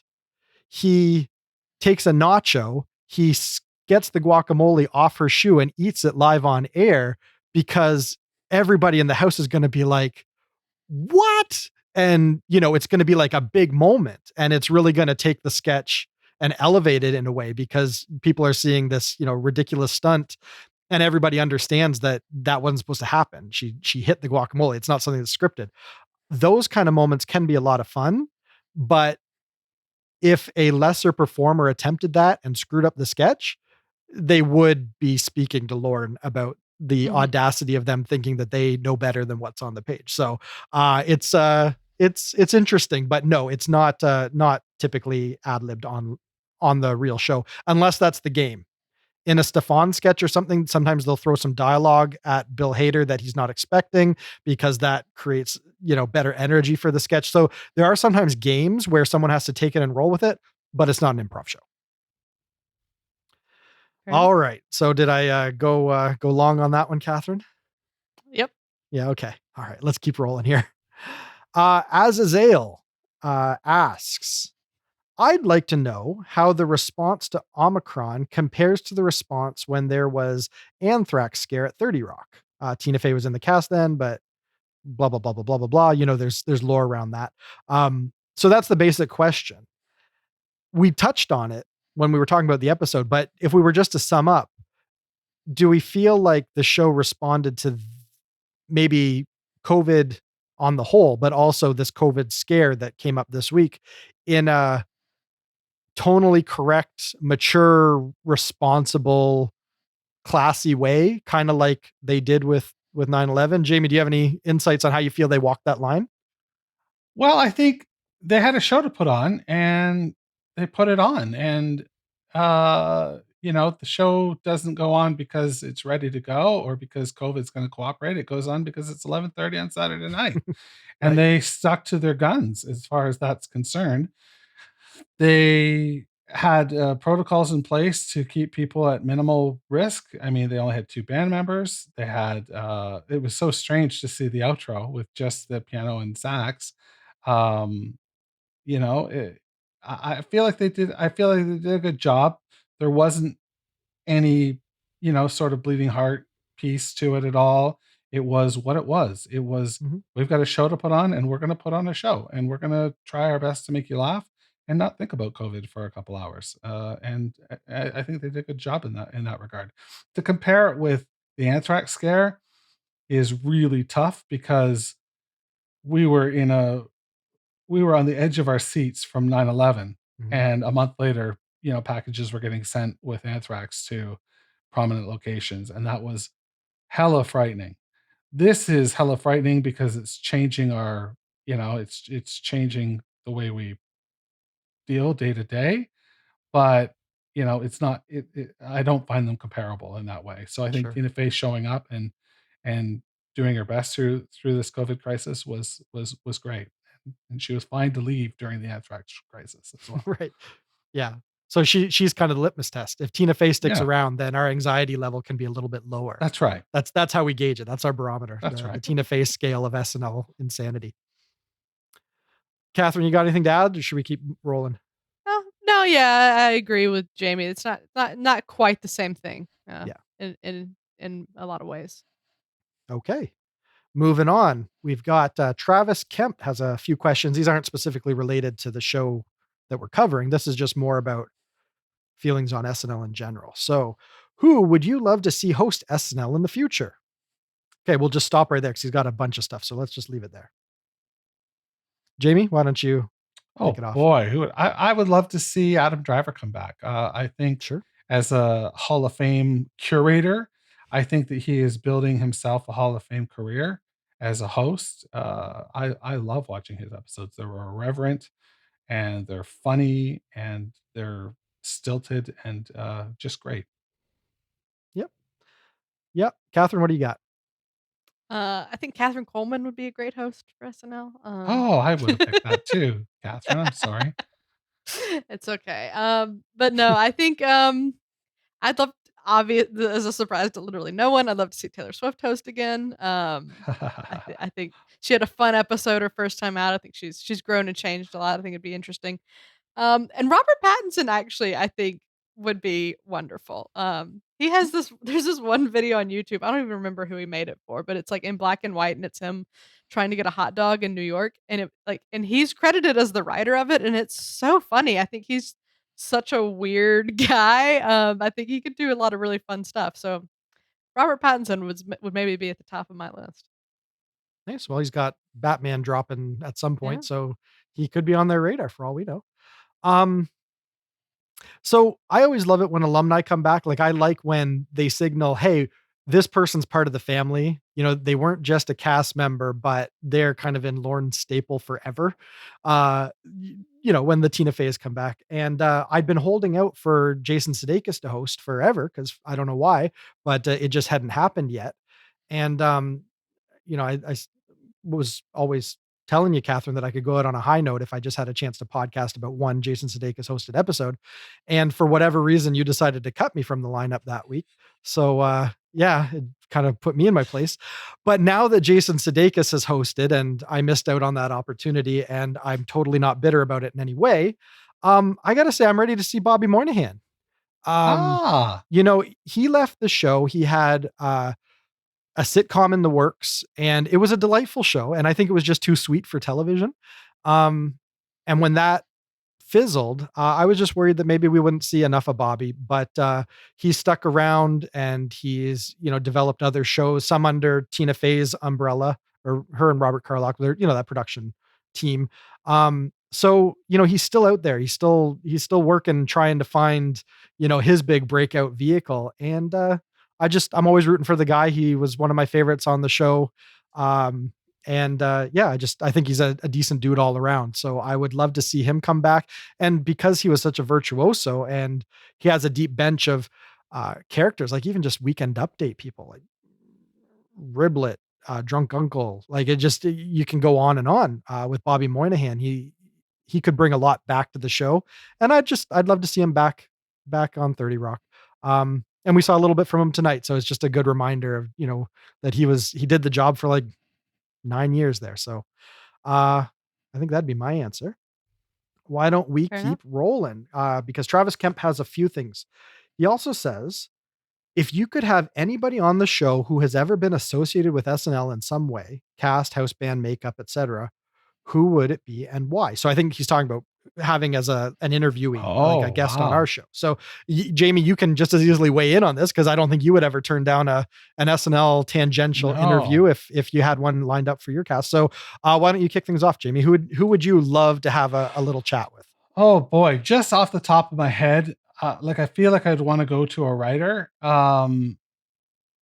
And I think that I would go with Robert Smigel. Like I Mm, know we've talked about him already, but I just think that some of the stuff that he's done both on the show and then outside the show are really cultural touchstones. They're things that we remember. There's things that we sort of associate with, and it would be really fascinating to try and peer into his mind and see where he fertilizes this material and generates so much of it. I think that would be fascinating. very good. What about you, Catherine? I mean, Lorne's the obvious answer, right? Sure. But aside from obviously wanting to speak to Lorne Michaels, Tina Fey, Kate McKinnon would be top of my list. Either one of those, I'd be very happy with. Yeah, Tina Fey would be topping my list as well. She's had such a storied career at the show, after the show, with the show, outside of the show. She's just worn so many hats, done so many things, and just consistently been the smartest person in the room a lot of the time. Mhm. Just she's got a really sharp wit and a great sense of what plays, and she's a solid writer, and she's just such a raunchy little bird too in a lot of ways. And she is like the stuff that What she a used to do on phrase. SNL when they were allowed to get a little bit more down in the dirt with their material. Her uh some of the stuff that she turned out back in the day, you couldn't put it on the show now. And uh I'll be the first to admit that I love that kind of stuff. I'm not delicate that way. I enjoy raunchy, debauched humor, and she just always had that as well. So, um, I think she would be a fascinating person to talk to. You met her briefly at one point, and I've I've been in the same room as her, but never had the courage to actually say anything to her. It's just, it is what it is.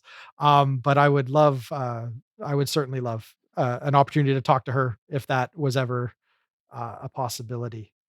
Yeah, Now, I've had a couple run-ins with Tina Fey. She was on a flight with me not too long ago as yeah. well, but I didn't talk to her that time.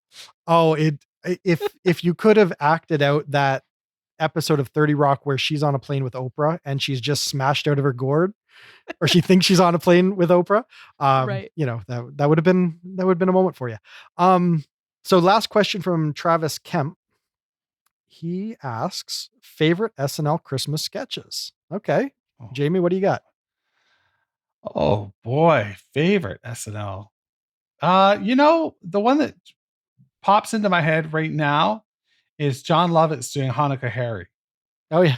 I thought that was a really fun sketch. I don't know if that would be my absolute favorite, but that jumps out to me right now as a really fun holiday sketch. Um, maybe it doesn't stand up, based on the material, but I had a good time with it when I was, 13 or 14. It made me laugh. It was a lot of fun. I would have liked to have seen it tonight. Fair enough. Catherine? Christmas Candle, far and away. Uh, Okay. I was sad it wasn't on last night's episode. I think it pays off every single time, and I can never receive or give a candle ever again without feeling bad about it. So they've changed that for me. Very good. Um, Geez, that's tricky. 47 years of material. How do you even begin? Oh, jeez. Yeah, so you've got Santa Baby, which I thought was a brilliant pre-tape that didn't make this show, but I feel holds up as really top-notch SNL pre-tape material. But I feel like it's gotta be a live sketch for something like this. And so I think, like, how deep do you wanna dig? Because I really love that Eddie Murphy sketch, but I objectively know that that's not, like, the most amazing Christmas themed sketch they've ever done. There was the Glengarry Glen Ross stuff with the Elves, Always Be Cobbling, with Alec Baldwin, that was really sharp and great performances. Rachel Dratch was great in that. I think, Amy Poehler, damn it, even Kenan may have been in that, but, that one stands out as, like, a seminal SNL festive themed sketch. Maybe I'll go with that. I think that's what I'm going with. Big brass balls. Okay. All right. Hope Hopefully that didn't go over anyone's head because that just sounds weird if there's no context. Manette Marady chimes in and has some thoughts on this whole COVID situation and what it could mean in 2022. She says they should go back to the at-home format, if only for the month of January, as in February they'll be off the air for the Olympics. 2 months is enough time for things to settle down, and fortunately, they have more writers and cast who are adept at pre-taped content now. All right. How do we feel about that? Would we want to revisit the SNL at home format that we saw last year? Jamie? I think it was really special when they did it at the time, and it was something I made sure to tune into. I mean, that goes without saying, though. I tune into it regardless. Uh, Good grief. What do I think? I think that I wouldn't. I think if you don't have live material, it's tough to do a live show. I think the show is called Saturday Night Live, And I think it was weird to not have a live from New York at Saturday night this week, but it makes sense. They weren't live. Um, yeah, I think I would rather them just sort of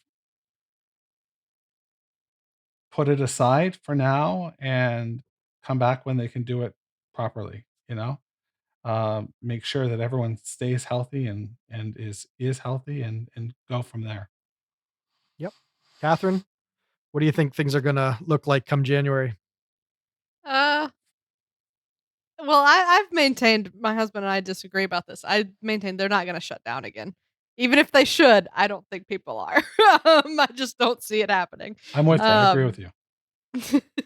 uh, so I don't, maybe we go back, maybe we go to no audience, maybe something like that. But if they did the at-homes, I wouldn't be mad about it. I like the at-homes a lot. I think they can pull off some really great things with the at-homes, especially, with, um, so a lot of we have 10 new writers, so maybe they would have different takes on it, than we had when they did it last time. Would I rather see them live in studio? Absolutely, but I'd rather have at home than nothing, and I think the at-homes actually had pretty good material. Um, everybody else in the world's been making virtual comedy this whole time. I think few more SNLs doing it isn't a problem. Sure. You've been doing that yourself, so I'm sure you can relate to the production constraints of, you Yeah, know, rigging up a lav mic and a blue screen and, just trying to hack something out. it's a Um, lot. for my money, I don't wanna see it. I don't wanna see it at all. I feel like at this point, 2 years into this thing, going back to the at-home format says we haven't accomplished anything in the last couple of years. Like, it feels like a regression just for culture, just for I don't wanna see a reminder of what the world looked like April before last. That's not I don't think anyone wants to, like, be in that zone. Um, and so I just feel like I couldn't help but get that sense of like, "Oh, geez, is this still where we're at as a society?"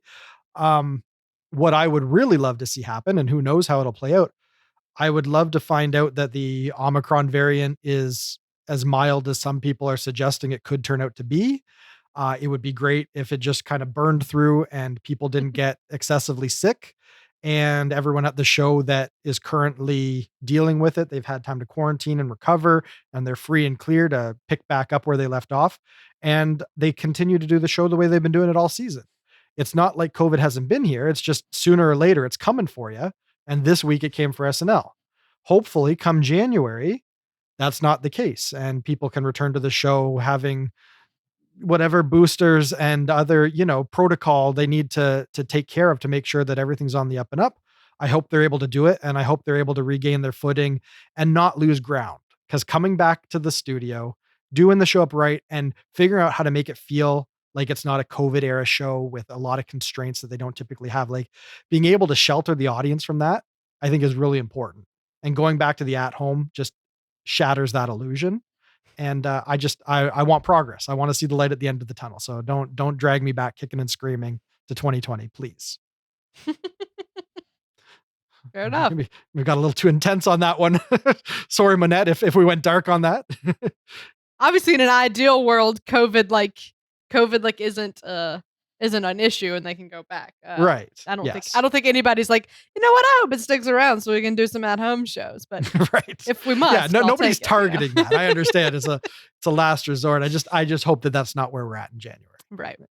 I hope brighter days are ahead for the show and for everybody. And that is maybe the best place we can leave the conversation. So before I throw it back to you, Catherine, Jamie, tell people a little bit about your podcast. Tell them where they can find it, what you're all about, and plug, do what you do. All right. Well, the SNL Hall of Fame podcast can be found at snlhof.com. You can grab it wherever you get your podcasts, but ostensibly what the podcast is myself and a guest every week. We go through a interview process where the guest brings a candidate to be added to the ballot of the SNL Hall of Fame. And at the end of the SNL season, we'll have about 30 names on that ballot, at which point we'll turn it to the listeners to become voters. and they will select who they want to be part of the SNL Hall of Fame. Mm-hmm. Yeah. Fun Cool. concept for an SNL podcast.